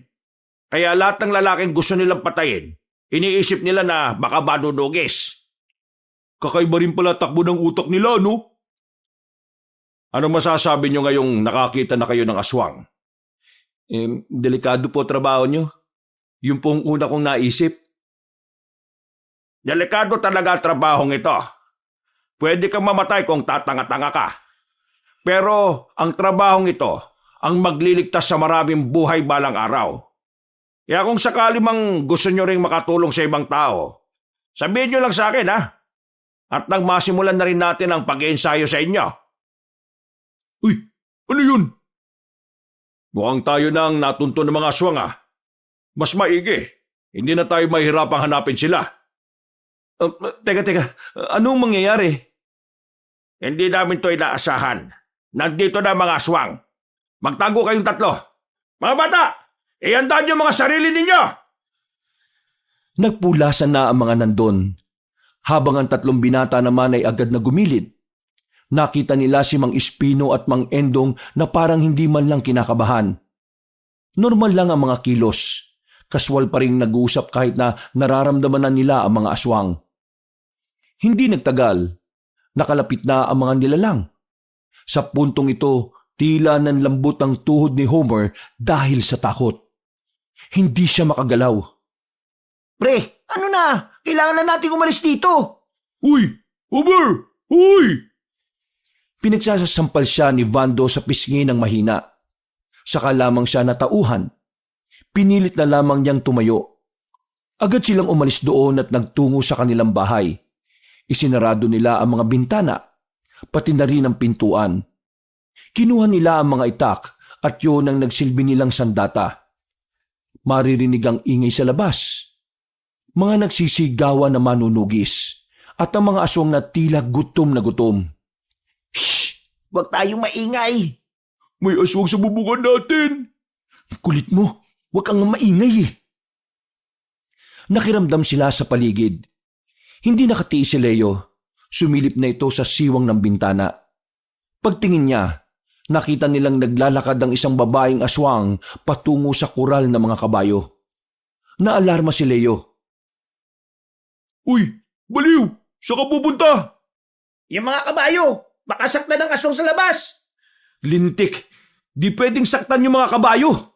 Dahil sa pag-aalalang baka mapahamak ang mga kabayo, tila nawala ang takot ni Homer. Hindi niya kakayanin na masaktan ng mga kabayo.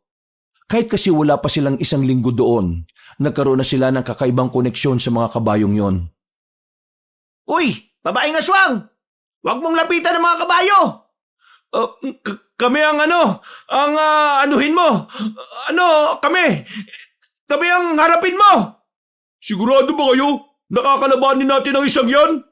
Biglang umangil na naman ng malakas ang babaeng aswang. Gumapang ito palapit sa kanila. Pero sa halip na tumakbo, nagdikit-dikit sila. Tumigil ang aswang nang nasa harapan na sila nito. Lumabas pa ang dila nito na parabang ahas. Manda kayo ayan na siya! Biglang lumundag ang babaeng aswang patungo sa kanila. Pero sa halip na tagain nila yon, tumakbo lang siya patungo sa mga kabayo. Ha? Ano yun? Anong ano? Yung ano nga? Anuin nyo? Pambira naman. Ano nga kasi? Ano ka ng ano eh? Yung mga harang ng kulungan, isara natin para hindi makapasok yung aswang. Nagmamadali silang makapasok sa loob. Mabilis nilang isinarado ang magkabilang gate. Hingal na hingal sila habang nakikiramdam sa presensya ng nilalang. Nakatingin lang sila sa kabayo. Pansin nila na kahit hindi naman nagwawala ang mga kabayong yon, ramdam nila na natatakot ang mga yon. Mga kabayo, huwag kayo mag-alala. Nandito kami. Hindi namin kayo pababayaan. Poprotektahan namin kayo kahit na anong putik. Mukhang ang dami na nila sa labas. Marami na talaga sila. Napapalibutan na nila tayo. Mukhang hindi alam ni Mang Espino na napapalibutan na nila tayo. Paano na to? Diyos ko, mamamatay na yata tayo kasama ng mga kabayong to Huwag kayong mawawalan ng pag-asa. Ay putik! Doon! Layo! Halos atake na sila sa puso ng muntikan na silang mahablot ng isang aswang. Dumistansya sila ng bahagya. Mawawala na sana sila ng pag-asa nang marinig nilang may umaray sa mga aswang sa labas. Ubusin niyo ang lahat ng mga yan! Walang ititira! Sa sumunod na eksena, binuksan na nila ang gate. Nakita na lamang nila ang mga aswang na nagtatakbuhan palayo. Ayos lang ba kayo? Opo, ayos lang po kami. Ang mga kabayo ko? Ayos lang naman po sila. Wala pong nasaktan sa kanila. Sige, sumama kayo sa amin. Saan po? Hahabulin natin ang mga aswang. Baka idami nila ang katabing baryo. Pero, walang pero. Sumama kayo! 4 na van ang huminto sa kanilang harapan. Napilitan na lang din silang sumakay. Tumigil ang sasakyan nila sa bungad ng kagubatan. Nagmamadali silang lahat pumasok doon. Habang sila Homer naman ay mas lalong lumakas ang kabog ng kanilang dibdib. Napasubo na sila. At kahit gustuhin nilang bumalik, hindi na nila yun magagawa sa takot na baka sila naman ang puntiryahin ng mga aswang. Iandaan niyo ang mga sarili ninyo. Ayan na sila. Pinaghihila ang iba nilang kasama. Ilan sa mga tauhan ni Mang Espino ang hindi na nila nakita. Noong mga sandaling yon, medyo naging tagilid sila sa laban. Madilim kasi ang kanilang kinalalagyan. Napapalibutan din sila ng nagtataas ang puno. Bagay na naging kalamangan sa kanila ng mga nilalang. Mang Espino, maling-mali na sumunod tayo dito Nagagamit nila ang dilim at ang mga puno para umatake. Aba, naisip mo yan Magpunta tayo sa walang ganong puno. Bilisan niyo! Mabilis nilang tinakbo ang madilim na daan. Nang nasa bukas na lugar na sila, medyo pumabor na sa kanila ang sitwasyon. Maliwanag na roon dahil sa sinag ng buwan. At mas madali na rin nilang nakikita ang bawat pag-atake sa kanila dahil wala ng mga nakaharang. Mga aswang! Lumabas kayo kung talagang matatapang kayo! Nung mga sandaling yon, naramdaman na lamang nilang wala ng mga nilalang. Umatras sa mga aswang at hindi na rin nila yon tinangkapang habulin. Mas inuna na lamang nilang asikasuhin ang mga kasama nilang sugatan. Bumalik na muna tayo sa asyenda.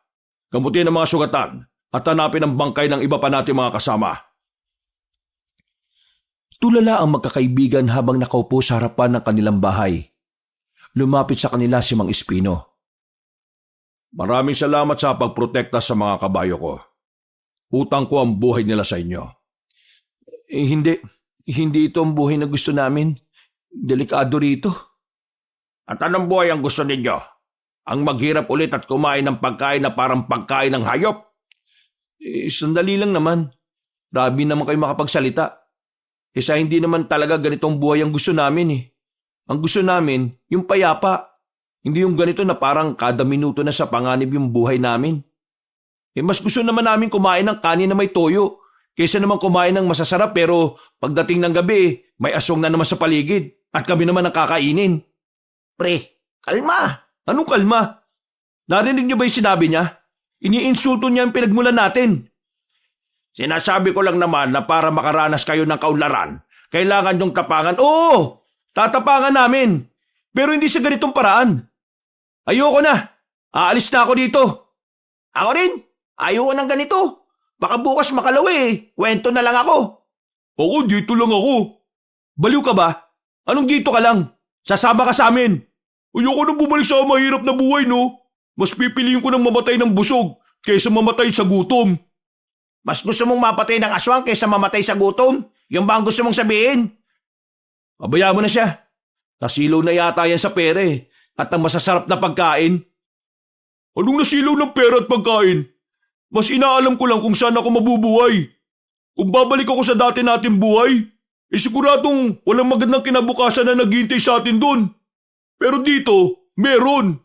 Kahit na delikado, ang malaga, alam nating may liwanag kapag nalagpasan natin to. Totoo naman ang sinasabi ni Mang Endong eh. Para mabuhay ka, kailangan mong lumaban. At ilalaban ko itong buhay na ito. Eh di bahala ka na. Kung gusto mo ang ganitong buhay, eh di sige. Aalis na kami. Tara na, Leo. Sana tama ka at mali kami. Sandali lang naman. Pasensya na, Mang Espino. Pero kung sinabi niyo sa amin noon una pa lang na kung ano talaga yung pakay ninyo sa amin, hindi siguro kami nabigla ng ganito. Humanap na lang kayo ng iba niyong marirecruit. Ibang buhay ang gusto namin eh, yung tahimik at hindi patayan. Hindi na nagsalita pa si Mang Espino ng mga sandaling yon. Hinayaan na lamang nito na makaalis ang dalawa. Pero hindi pa man sila nakakalayo, bigla itong bumalik. Bakit? Bakit kayo bumalik? Nagbago na ba ang isip nyo? Ano kasi, wala kaming pamasahe. Pwede bang patid kami kahit sa baryo namin? Topper, ihatid mo nga sila. Napapakamot na lamang sa ulo si Homer at Leo. Pero hinatid pa rin naman sila ng tauhan ni Mang Espino. Noong mga sandaling yon, tahimik lamang silang nasa biyahe. Pero aminadong kinakabahan sila sa ideyang baka may humarang na aswang sa kanila. Makalipas lamang ng ilang sandali, ligtas naman silang nakarating ng baryo. Binalikan nila ang kanilang bahay na barong-barong.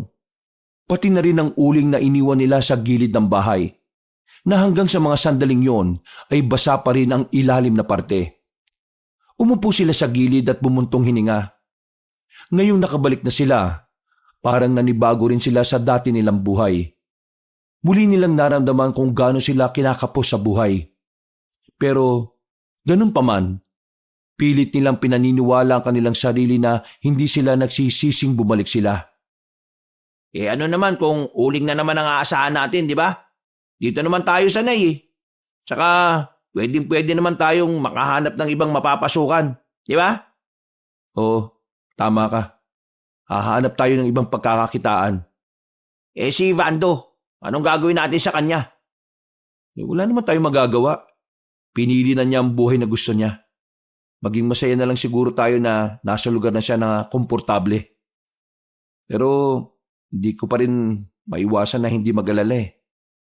Kung kanina nagawang umatake ng mga aswang, siguradong magagawa nila ulit sa mga susunod na gabi. Pero tingin ko naman, dahil sa nangyari ngayon, hindi na magpapapetiks-petiks sila Mang Espino at Mang Endong. Sigurado yan, hahanap sila ng paraan para hindi na makalapit ang mga aswang. Pahama kasi itong mga aswang na ito eh. Kung hindi dahil sa kanila hindi naman tayo magkakahiwa-hiwalay. Pre, wag na tayo masyado mag-alala kay Vando. Marami siyang kasama doon. Mag-alala tayo para sa mga sarili natin. Hindi natin alam, baka tayo ang gantihan nila eh. Iniisip ko rin naman yan. Pero pinagpapasa Diyos ko na lang. Kailangan din natin pumalag, pre. Sakaling tayo yung putaktahin ng mga yun. Bumuntong hininga na lamang si Homer. Maya-maya lang ay agad na rin silang pumasok sa loob para makapagpahinga. Sa kabila ng mga nangyari, nakatulog pa rin naman sila na maayos. Pagdilat ng kanilang mga mata, Hindi sila sanay na wala sa tabi si Vando. Pero bumangon pa rin sila. Inisip na lamang na nasa maayos na kalagayan na rin ang kanilang kaibigan. Lumipas pa ang mga araw, unti-unti nang nakukuha ng dalawa ang pakiramdam na kulang sila sa bahay. Nagpatuloy sila sa kanilang buhay. Paulit-ulit lang ang sistema. Uling pa rin ang pinagkukunan nila ng pera. At kahit na papano naman, nakakasalba sila sa araw-araw. Walang aswang na nanggugulo sa kanila. Sa isip-isip ni Homer ay baka hindi rin naman sila gaanong kaimportante para puntiryahin ng mga nilalang. Nakita ko nga pala kanina si Vando sa bayan. Kasama sila Mang Endong. Nagkausap ba kayo? Anong balita sa kanya? Di naman ako lumapit. Hindi rin naman nila ako nakita. Pero base sa nakikita ko kay Vando, parang tinuloy niya yung pagiging manunugis. Maangas na yung tindigan niya, pre. Hindi naman nangayayat. Nakakakain kaya ng maayos yun dun? Malamang. Daming pagkain dun eh. Tsaka mas naging maskulado siya, pre. Mabuti naman kung ganun. Sana lang talaga walang masamang mangyari sa kanya kapag nagkaroon na sila ng laban. Tinigil nila ang kanilang ginagawa nang biglang may mapansin silang dalawang babae na nakatayo sa labas ng kanilang maliit na bakuran. May kaunting liwanag pa naman nung oras na yon dahil papalubog pa lang ang araw. Emilia? Agad na lumapit si Homer sa dalawa. Nagtatangkang sinuri ang itsura ng magkapatid.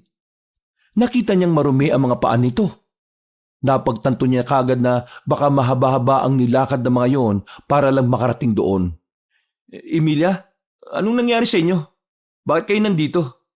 At paano niyo kami nahanap? Pinalayas na kami sa tinitirhan namin at wala na kaming matutuluyan. Buti na lang naalala ko yung sinabi mong lugar dati, kaya nagpunta kami rito. Nagtanong-tanong kami sa mga tao, tinuro nila kami rito. Ganun ba? Pero bakit? Bakit kayo pinalayas? Hindi naman kasi namin bahay yun Bahay yun ang tiyahin namin. Akala kasi namin dati mayaman kayo eh. Hindi naman kami mayaman. Mukha lang kaming mayaman kasi magaganda kami. Itong kapatid mo, ayos lang ba siya? Ayos ka lang ba? Hindi siya makakasagot, hindi siya nakakapagsalita. Pero ayos lang naman siya. Ay, oo nga pala. Nakakalimutan ko. Homer, pwede mo ba kaming tulungan? Wala na kasi talaga kaming mapupuntahan Nakikiusap ako sa'yo. Baka kung pwede kaming makituloy sa bahay ninyo. Ay, nako. Ang liit lang ng bahay namin. At isa pa, lalaki kami. Babae kayo. Hindi ba hindi tama na magtabi-tabi tayo sa iisang higaan? Ayos lang sa amin kahit nasa lapag lang kami. Hindi kayo pwede sa lapag. Lupa ang lapag namin Pero huwag kayo mag-alala. Kayo na lang sa papag. Gagawa na lang kami ng paraan para makahiga kami dito sa labas. Sandaling hinila ni Leo ang lalaking si Homer. Medyo hindi kasi ito sang-ayon sa sinabi ng binata. Pre, alam kong crush na crush mo si Emilia. At alam kong namiss mo siya kasi hindi mo siya nakita ng halos isang buwan. Pero pre, wala tayong tutulugan. At saka hindi tayo pwedeng tumanggap ng babae. Baka mapag-usapan tayo dito sa lugar natin. Hindi ka ba naaawa sa kanila? Tingnan mo, mukhang kawawa. Kapag hindi natin sila tinanggap, baka mamaya pagsamantalahan naman yan ng ibang lalaki dyan sa labas. Pero pre, kailangan natin silang tulungan. Yun naman ang turo ng mga magulang natin nung bata pa tayo, di ba? Tulungan natin ang mga nangangailangan. Wala nang nagawa pa ang lalaking si Leo, kundi ang pumayag na lang din. Nakukonsensya din naman siya na maaring mapahamak nga sa labas ang magkapatid. Sumapit ang kinagabihan. Natapos na rin nila ang ginagawang papag sa tapat ng kanilang bahay. Doon sila matutulog, habang ang dalawang babae naman ay sa loob. Sa kanilang papag naghihamak ng mas malaki kumpara sa kanilang ginawa. Homer, pasensya na talaga ha. Kailangan nyo pang matulog sa labas para lang makatulog kami sa loob. Pero huwag kayong mag-alala, hindi naman kami tatagal ng sobra Kailangan ko lang talagang makapaghanap muna ng trabaho. Ayos lang naman kami. Sanay naman kami sa mga ganitong sitwasyon Huwag nyo kaming masyadong isipin. basta, kapag may kailangan kayo, magsabi lang kayo ha. Ang pananatili ni Emilia at Emily sa kanila ay hindi nila inakalang magpapagaan din pala ng kanilang buhay. Dahil sa 5 araw na kasama nila ang magkapatid, hindi na sila problemado sa paglalaba, sa pagluluto at sa iba pang gawaing bahay. Kung minsan din, ang magkapatid na rin ang gumagawa ng kanilang uling. Ayaw man ni Homer at Leo na pinapakilos ang 2 babae, pero kusang ginagawa nila Emilia yon. Kaya hinayaan na lang din nila. Iniisip na lamang na magkaibigan na mas makabubuti kung magtutulungan. Maligayang kaarawan! Nagulat si Homer. Pag-uwi kasi nila ni Leo galing sa bayan, may nakahanda na ng mga pagkain na nakahain sa lamesa. Hindi niya alam kung papaanong nalaman ni Emilia na kaarawan niya. Pero hindi na niya yun pinansin pa. Ang mahalaga na lamang sa kanya, kahit na papaano ay magiging masaya siya sa kanyang kaarawan. Nako, nag-aksaya pa kayo ng oras. Pero maraming salamat Sobrang maraming salamat talaga. Ngayon lang to nangyari sa kaarawan ko eh. Siyempre mabuti ka sa amin, kaya dapat lang nahandaan ka namin sa kaarawan mo. Tara na, kumain na tayo. Ay, siya nga pala, may itinabi kaming pagkain para sa mga bisita nyo. Nasa loob. Bisita? Wala naman kaming bisita eh. Ah, wala ba? Oo, wala. Kasi wala naman kaming kaibigan dito sa baryo. Ang tinutukoy yata ni Emilia ay si Vando. Di ba, nasabi naman natin sa kanya na umalis na si Vando? Ay, oo. Ang bait mo naman, Emilia. Naisip mo pa talaga si Vando Oo naman, kaibigan niyo siya eh. Nagsimula na silang kumain ng mga sandaling yon. Masayang-masaya si Homer. Pero sa kalagitnaan ng kanilang pagdiriwang, nagpaalam ang 2 babae na bibili lamang ng maiinom. Sa kaya kumuha ng pera yung magkapatid? Ay nako, kumain ka na nga lang. Nagduda ka pa dyan. Wala naman kasing trabaho yung 2 yun eh. Si Emily, walang trabaho. Si Emilia, may mga racket yun. Ang sweet naman pala ni Emilia sa'yo. Baka may gusto din sa'yo, pre. Ay nako, sana nga. Napalingon sila sa likuran ng maramdaman na may dumating. Napangiti silang 2 nang makita si Vando. Siguro naman, hindi na kayo galit sa akin Tumayo agad si Homer at Leo. Niyakap nila ang kaibigan nila. Aminadong nasabik din silang makita ito. Ay, siya nga pala. Kakaunti lang yung dinala namin eh.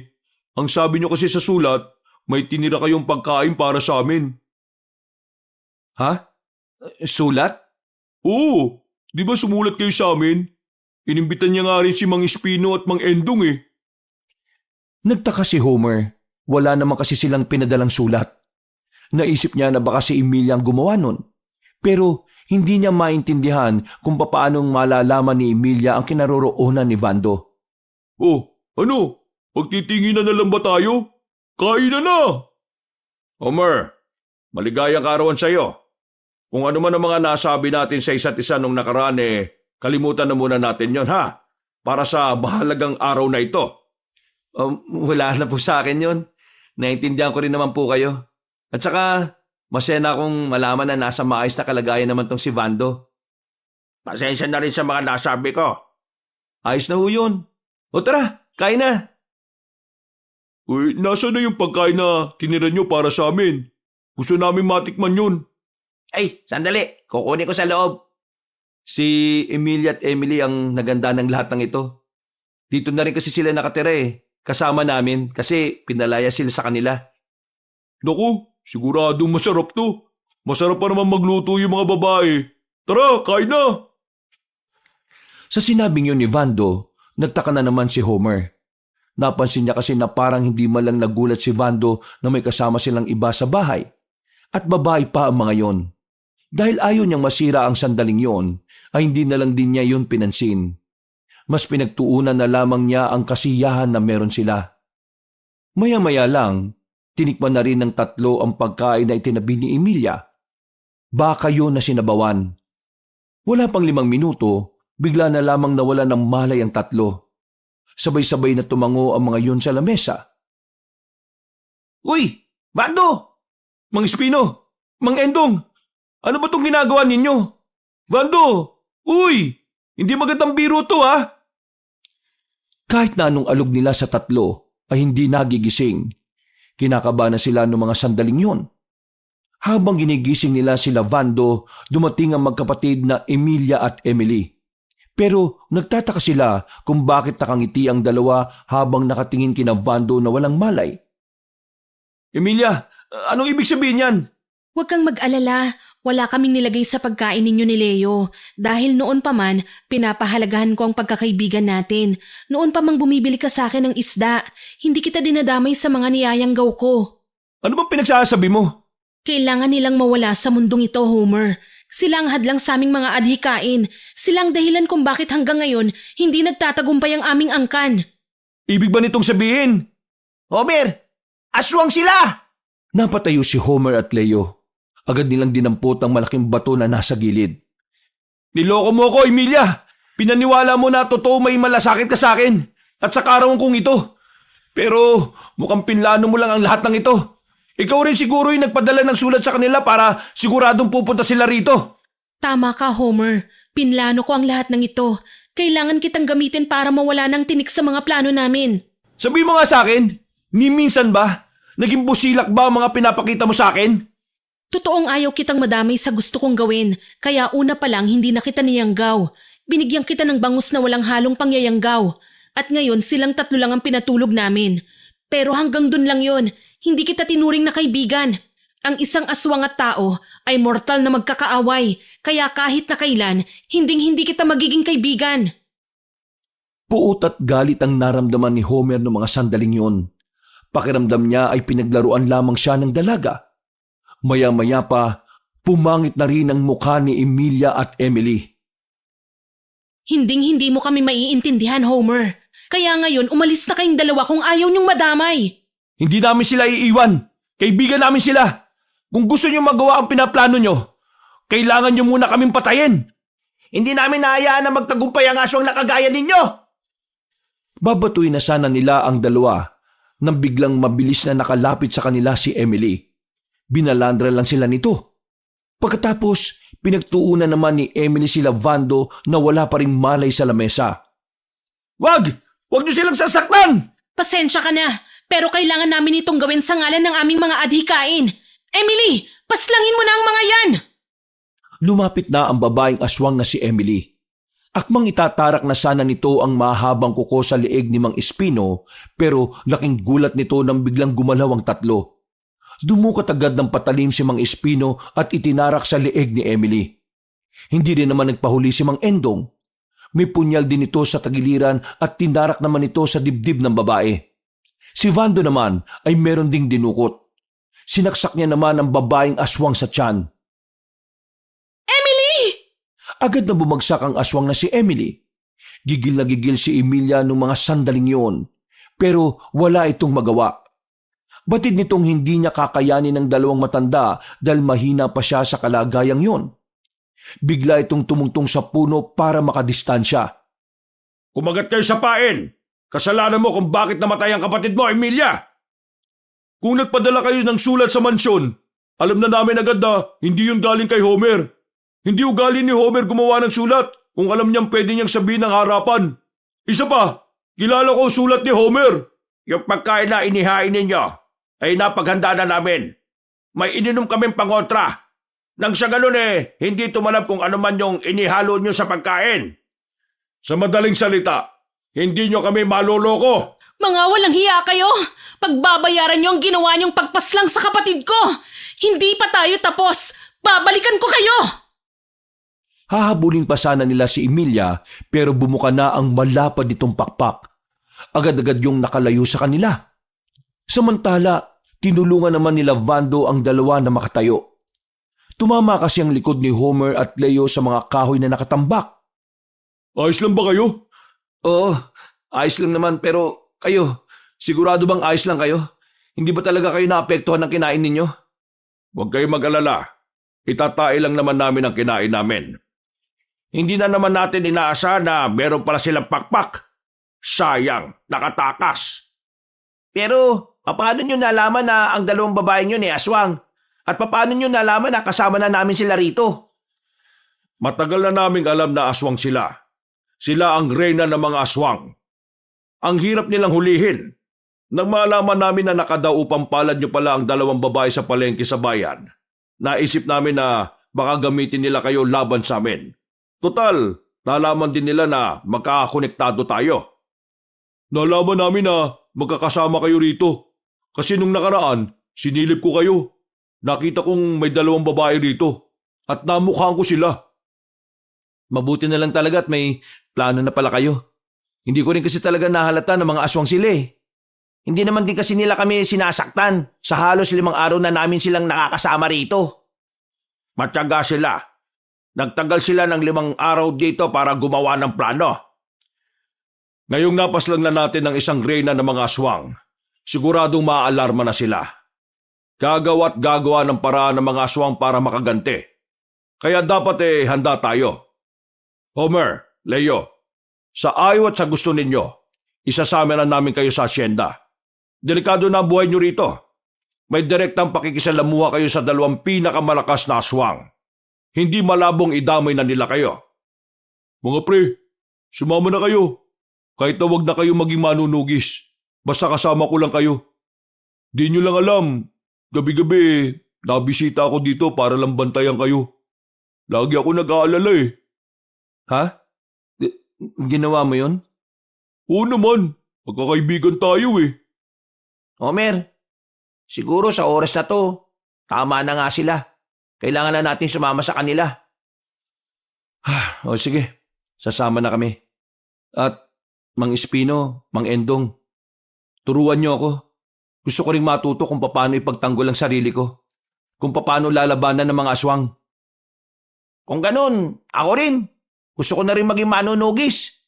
Ayaw kong manood na lang sa inyo habang pinagtatanggol nyo kami. Di malinaw na pala ang lahat. Mas maganda. Bago nila lisanin ang baryo, kinuha nila ang bangkay ng aswang.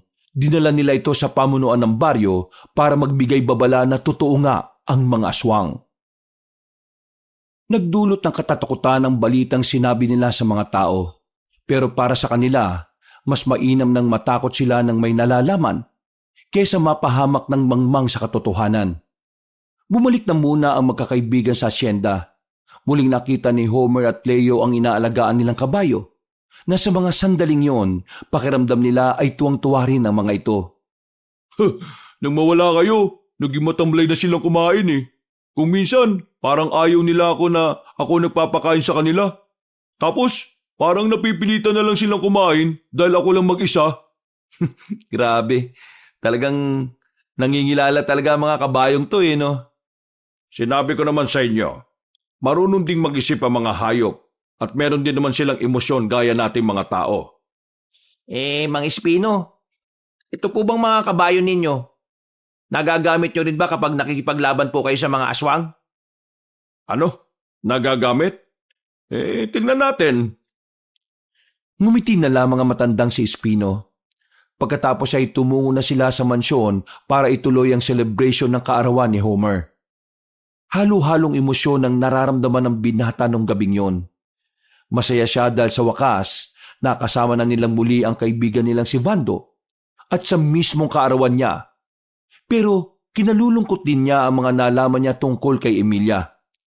Nalinlang siya ng babae. Ang buong akala niya kasi ay totoong tao si Emilia. Ano pre, iniisip mo pa rin ba si Emilia? Hindi ko maiwasan eh. Okay lang, naiintindihan naman namin. Pasensya na pre kung di ko kagad sinabi sa inyo. Makakasira kasi sa mga plano kung malalaman nyo kagad eh. Hindi, ayos lang yun pre. Naiintindihan ko naman eh.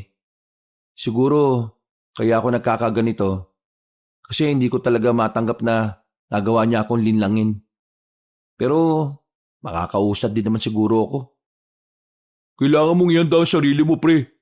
Siya ang makakalaban natin eh. Nahanda ko naman ang sarili ko. Kinabukasan, maaga nilang sinimulan ang kanilang pagsasanay. Parte ng kanilang pagsali sa mga manunugis ay ang matinding pagsubok na kailan nilang harapin si Leo. Ilang araw nila yung tinrabaho. Maraming mga pagsasanay na talaga namang sumubok sa kanilang pasensya at lakas. Nangayayat sila sa kanilang pag-iensayo pero kahit na ganoon ay masaya si Homer. Dahil paunti-unti, nakakaroon na sila ng kaalaman kung papaano lalabanan ng mga aswang. Sa ikalimang araw, itinigil na nila ang kanilang pagsasanay. Ang sabi ni Mang Espino ay sapat na ang kanilang mga natutunan para makipagsabayan sa mga aswang. Kaya naman, ang susunod na nilang gagawin ay puksain ng mga aswang na gumagala-gala sa kagubatan at sa iba pang baryo. Si Mang Endong at ang 3 binata ang nabigyan ng misyon na puntahan ng kalapit na baryo. May natanggap kasi silang impormasyon na mayroong mga aswang na nagmamasid doon. Kaya naman, 5:00 pa lang ng hapon, nagtungo na rin sila roon. Mang Endong, sigurado ba kayong kaya na ng 2 kong kaibigan yung makipagsabayan ngayon? Oo, bakit? Nagdududa ka pa ba? Hindi naman. Parang ang bilis lang kasi. Uy, Vando, ano tingin mo sa amin? Mabagal matuto? Hinaan nyo nga yung mga boses nyo. Seryoso na, malapit na tayo. Natanaw na nila ang isang bahay na hindi naman kalakihan. Ramdam na matandang si Endong ang presensya ng mga aswang sa loob. Kaya naman, inabiso na nito sila Homer. Maraan silang lumapit sa bahay. Dinig nila ang mga pag-uusap sa loob na tila ba merong binabalak na biktimahin ng mga aswang. Sumenya si Mang Endong. Unang lumapit si Vando. Sumunod si Homer at huli naman si Leo. Doon ka sa kabila, Vando at Homer. Tayo rito, Leo. Nagiwalay sila ng direksyon. Tumungo sila sa magkabilang parte ng bahay. Maya-maya pa, tila nakaramdam na rin ang mga aswang na nasa loob. Bigla na lamang kasing nanahimik sa pagsasalita ang mga yon. Maigpit lamang ang hawak nila sa kanilang mga sandata. Paglabas ng mga babaeng aswang sa bakuran, hindi na sila nagsayang ng pagkakataon. Unang umatake ang magkakaibigan. Nagawa nilang matamaan ng 2 aswang. Marami-rami pa pala ang nasa loob, kaya madali silang nakadistansya. Isipin nyo na ito ang huli nyong pagsasanay. Homer, Leo, kailangan nyo mabuhay. Lumabas pa ang ilang aswang. Agad-agad silang napalibutan ng mga yon. Habang si Mang Endong nasa gilid lang at kalmadong nakatingin sa kanila. Mang Endong, hindi mo ba kami sasamahan sa laban na ito? Hindi. Titingnan ko lang kayong 2 kung paano kayo lumaban. Bakit ako kasama? Para gabayan sila. Ikaw ang magsisilbi nilang pinuno ngayong gabi. Mamaya nang usapan. Nainip na ang lalaking si Homer. Ito na mismo ang unang umatake sa mga aswang. Pinagtatataga ni Homer ang nasa harapan niya pero mabilis lang din naman yung nakailag. Pero hindi nagpatinag ang binata. Mabilis nitong inatake ang iba pa. At kalaunan, isa sa mga aswang ang kanyang napabagsak. Nakaramdam siya ng kaligayahan. Wala na siyang nararamdamang takot. At ang pagpaslang sa salot na nilalang ay tila nagdulot ng kalakasan ng loob para kay Homer. Ayos pre ang galing mo. Kayang-kaya mo rin yan. O sige, susubukan ko nga. Nagmamadaling lumapit si Leo sa kaharap nito. Pero dahil sa hindi organisado nitong galaw, muntikan na itong mahagip. Huwag kang basa-basa atake nang hindi mo pinag-iisipan. Madaling mamamatay ang mga basa-basa lang kumilos. Copy, boss! Nagdikit-dikit silang 3 ulit. Maya-maya pa, nakita nilang may mga dumating pang ibang babae. Maging si Mang Endong din ay hindi inaasahan na mas madadagdagan ng kanilang kalaban. Mang Endong, nanunod ka pa ba dyan? Hindi na to normal. Dinukot ni Mang Endong ang kanyang itak. Sumama na ito sa kanila. Nang mapansin na ang mga aswang na rumeresbak ay hindi na mababang uri, Mas malalakas sila at mas mababangis kumpara sa mga nauna ninyong nakalaban. hindi nagtagal, sabay-sabay na lumusob ang mga aswang. Noong mga sandaling yun, sinabayan nila ang bangis ng mga ito. Pinangunahan nito na matandang si Endong. Kitang-kita ni Homer ang kagalingan na matanda.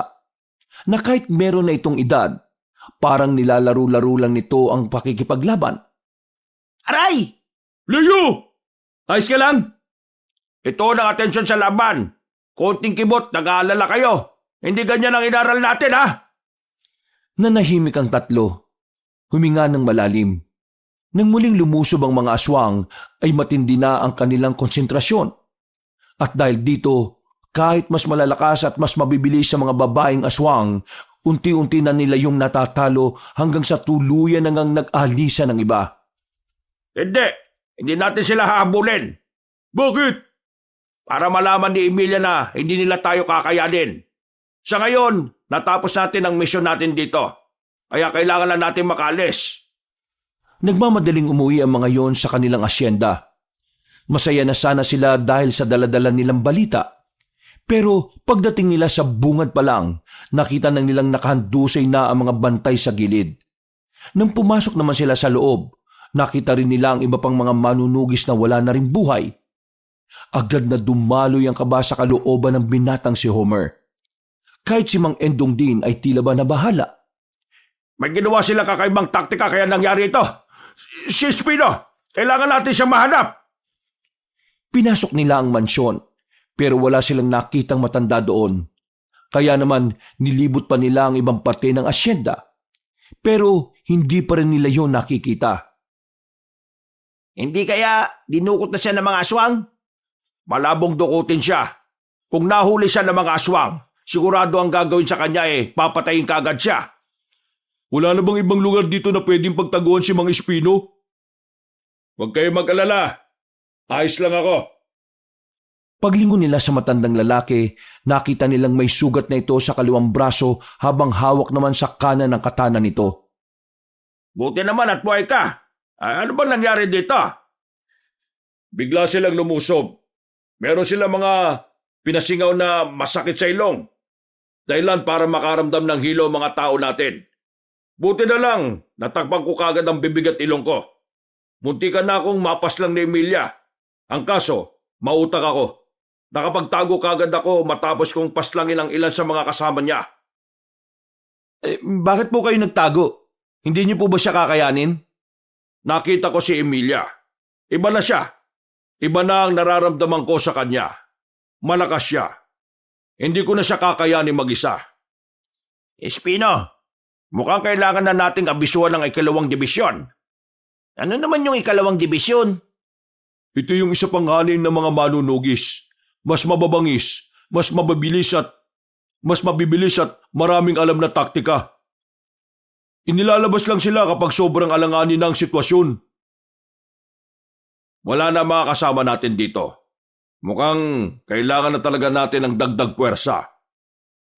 Sa parehong gabi, agad na rin naman silang bumiyahe patungo sa iba pa nilang mga kasama. Tinipon ni Mang Espino ang mga yon. At sa parehong oras, umalis na rin sila ng kanilang kuta para makipagsabayan sa mga babaeng aswang.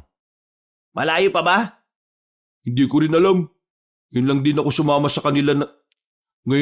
sumama sa kanila sa ganito eh. Mga pre, kung ano man ang mangyayari ngayong gabi, walang kalimutan ha. Uy, kung makapagsalita ka naman, akala mo naman, mamamatay ka na talaga. Hindi natin alam. Hindi ba nga kasama sa napag-usapan sa pag-iensayo na sa mga ganitong laban, dapat inaasahan mo ng pwedeng may mawala sa kasamahan. Huwag na kayo magdaldalan dyan. Mga kasama, malapit na tayo. Ihanda nyo na ang inyong mga sarili. Uling tanong na lang. Alam nyo pala kung nasa ng mga aswang bakit hindi nyo pa nilusob noon? Kasi, kahapon lang naman nakatanggap ng timbre na dito naninirahan ng mga aswang. Hindi ba talaga kayo masasabihan? Manahimik kayo, ang dadaldal nyo. Napatikom ng bibig ang dalawa. Mga ilang sandali pa ay tumigil na muna sila sa gilid. Nakikita na nila ang isang baryo na maliwanag. At base sa dalawang matanda, lihitimong mga aswang talaga ang mga naninirahan doon. Hindi makapaniwala si Homer noong mga oras na yon. Akala niya kasi noon ang mga aswang ay kanya-kanya ang buhay. Nabigla siya nang malamang iisang angkan pala ang mga yon na nasa iisang lugar. Maganda pa lang sana sila sa paglusob nang biglang nagulat sila nang sila ang mapalibutan. Buti na lang ay handa sila sa mga ganong klase ng pangyayari. Pero ang kinabahala nila, naalarma na ang mga nasa baryo, kahit na hindi pa man sila nakakalapit. Magpunta tayo sa lugar na hindi gaano mapuno. Karipa sila ng takbo. Hinahabol sila ng aswang. Nang makarating na sila sa kagubatan kung saan walang ganong puno, bagay na alam nilang magiging kalamangan nila sa mga aswang. Laban na!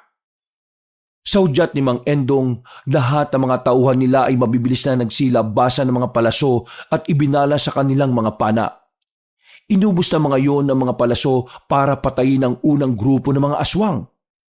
Dahil sa husay ng mga manunugis, agad nilang natalo ang mga yon. Pero hindi doon natatapos ang lahat. Dumating na naman ang ilan pang mga aswang. Kasama ng mga ito ang babaeng si Emilio. Kasama ng mga ito ang babaeng si Emilia. Sa mga sandaling ito ay iba na ang itsura.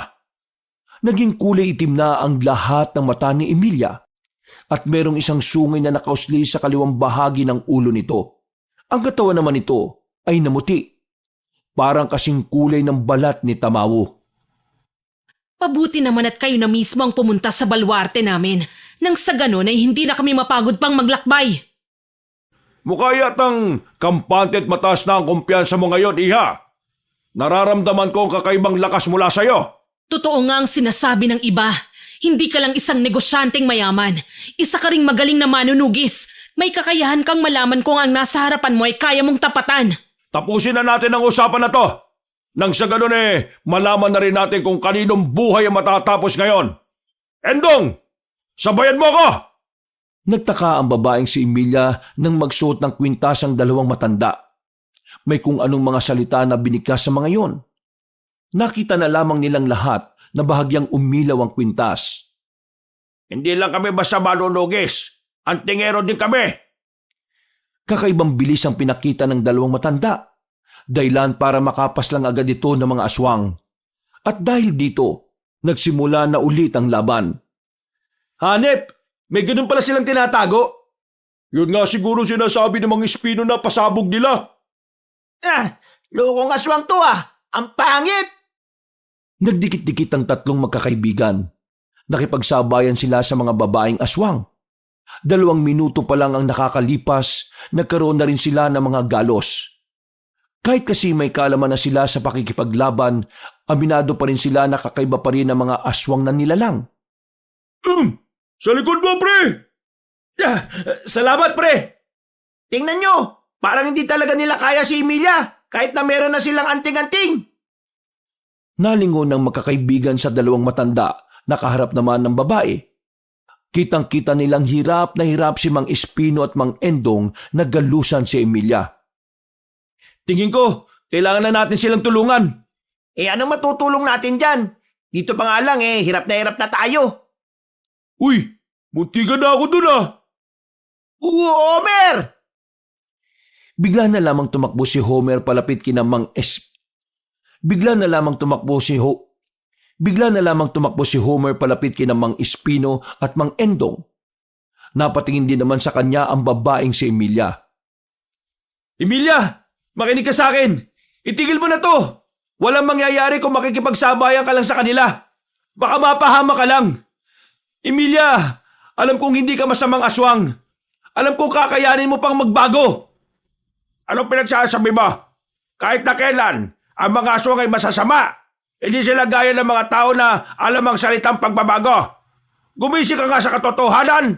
Homer, kung umaasa ka na magiging normal na tao ako, umaasa ka na lang sa wala. Umalis ka rito kung ayaw mong madamay sa kamatayan nila. Kung talagang wala kang balak na magbago, wala akong magagawa. Kakalabanin na rin kita. Magising ka sa katotohanan, Homer. Hindi mo ako kaya. Sila nga hirap na hirap Sino nagsabi sa iyo na hirap kami? Tinatansya lang namin ang lakas mo. Ngayong alam na namin ang limitasyon mo. Mamamatay ka na ngayon! Nagulat na lamang si Emilia. Biglang bumilis ang kilos ni Endong. Namalaya na lamang ng babae na nasa gilid na ang matanda. Hindi na ito nakailag. Kaya naman, agad na naitarak ni Mang Endong ang katana. Tumagos pa yon sa tagiliran ni Emilia. Paghugot ni Mang Endong, mabilis na lumayo ang aswang na si Emilia. Hingal na hingal. Ramdam na ramdam ang ginawa ng matandang manunugis. Nagkamali ka man ng iniisip na malakas ka. Wala ka rin palang pagkakaiba sa iba. Ang dali mong basahin. Emilia, Hindi mo kami kakayanin. Mas maraming mas malalakas na aswang ang pinaslang na namin noon. Sisiw ka pa lang sa paningin namin, Iha. Kaya kung ako sa'yo, sumuko ka na lang. Isuko mo ang sarili mo. Ha? Manahimik ka! Hindi mangyayari ang gusto mo! Lalaban ako hanggang sa dulo ng aking hininga! Mabilis na lumusob ang babaeng aswang. Kahit na may butas na ang tagiliran nito, mabilis pa rin itong nakalapit. Sinubukan ni Emilia na kalimutin si Mang Espino, pero hindi man lang gumalaw ang sa kinatatayuan na matanda. Nagawa nitong salagin ang kalmot ng babae. Sa isang iglap lang, naramdaman na lamang ni Emilia na nakatarak na sa dibdib niya ang katana ni Mang Espino. Madali lang ang laban na ito, Iha. Kasing dali lang ng buhay mo. Paghugot ni Mang Espino ng katana, agad na sumuka ng maraming dugo ang babae. Napatras ito. Tumingin kay Homer. Homer, bago akong mawala, gusto ko lang sabihin na totoong mahalaga ka sa akin. Matapos magsalita ng babae, ay agad na rin itong nalagutan ng hininga. Nag-iyakan ng ibang mga aswang. Tila humina ang loob ng mga yon na naging dahilan din ng kanilang pagkatalo. Masakit para kay Homer ang nangyari, pero wala siyang magagawa. Kahit na may nararamdaman siya sa babae, kailangan niyang tanggapin na hindi na maaaring mabuhay pa si Emilia. Pasensya ka na, Homer. Ito ang pinakatamang gawin para sa kaligtasan ng lahat. Naintindihan ko naman, Mang Espino. Iniisip ko lang na ibigay na lang din natin sa kanya ang pagpapahinga. Naramdaman na lamang ni Homer ang dalawa niyang kaibigan. Dinadamayan siya nito. Kaya kahit na papaano, gumaan na rin ang kanyang kalooban. Natapos ang labanan na yun na walang namatay sa kanila. Nakauwi silang lahat ng kumpleto. At mula nang mangyari yun, tinatak na ni Homer na magiging maingat na siya pagdating sa babaeng kanyang mamahalin. Isang buwan ang nakalipas, naging normal na ang lahat para sa kanila. Sa asyenda pa rin sila nakatira. Sila na ang nag-aalaga sa mga kabayo ni Mang Espino. At bukod dito, naging opisyal na rin silang kasapi ng mga manunugis. Mang Espino, sigurado ka bang hindi magagalit ang asawa mo kapag humarap ka sa kanya ngayon? Yan nga ang problema ko eh. Hindi ako sigurado. Kaya nga gusto ko kasama ko kayo. Para may lakas ako ng loob. Sinabi ko naman kasi sa iyo idaan mo na sa romansa. Romansa? Di ba matatanda na sila? O bakit? Bawal na ba sa patatanda ang romansa? Kahit anong edad pwede pa. Kaya sige na, Mang Espino. Sundin mo na lang yung sinasabi ni Mang Endong. Makasira ulo din pala talaga kayo no? Baka sa halip na mapaamo ko siya lalo pa siyang mabwisit sa akin. Basta, kakausapin ko na lang siya na matino. At ipapaliwanag ko sa kanya ang tunay kong nararamdaman. Ang pakiramdam na hindi nagbabago kahit na kailanman. Nagtawanan na lamang sila ng mga oras na yon. Ilang sandali lang ay nakarating na rin sila sa kinaroroonan ng matandang babae. Kinausap yon ni Mang Espino. Pero sa kasamaang palad, lumabas lang ang matandang lalaki ng natataranta. Hinabol ito ng kutsilyo ng dati nitong asawa. Halakhakan na lamang ang kanilang ginawa. Napagdesisyon na lang nila na babalikan na lang nila ito sa susunod na araw. Sa ngayon, masaya na ang buhay na magkakaibigan. Nakakaluwag na sila sa buhay at hindi na sila nahihirapang isalba ang kada araw. Napapangiti na lamang si Homer. Laking pasasalamat niya sa Diyos dahil alam niyang pinakinggan nito ang lahat ng kanilang mga hinihiling. Wakas,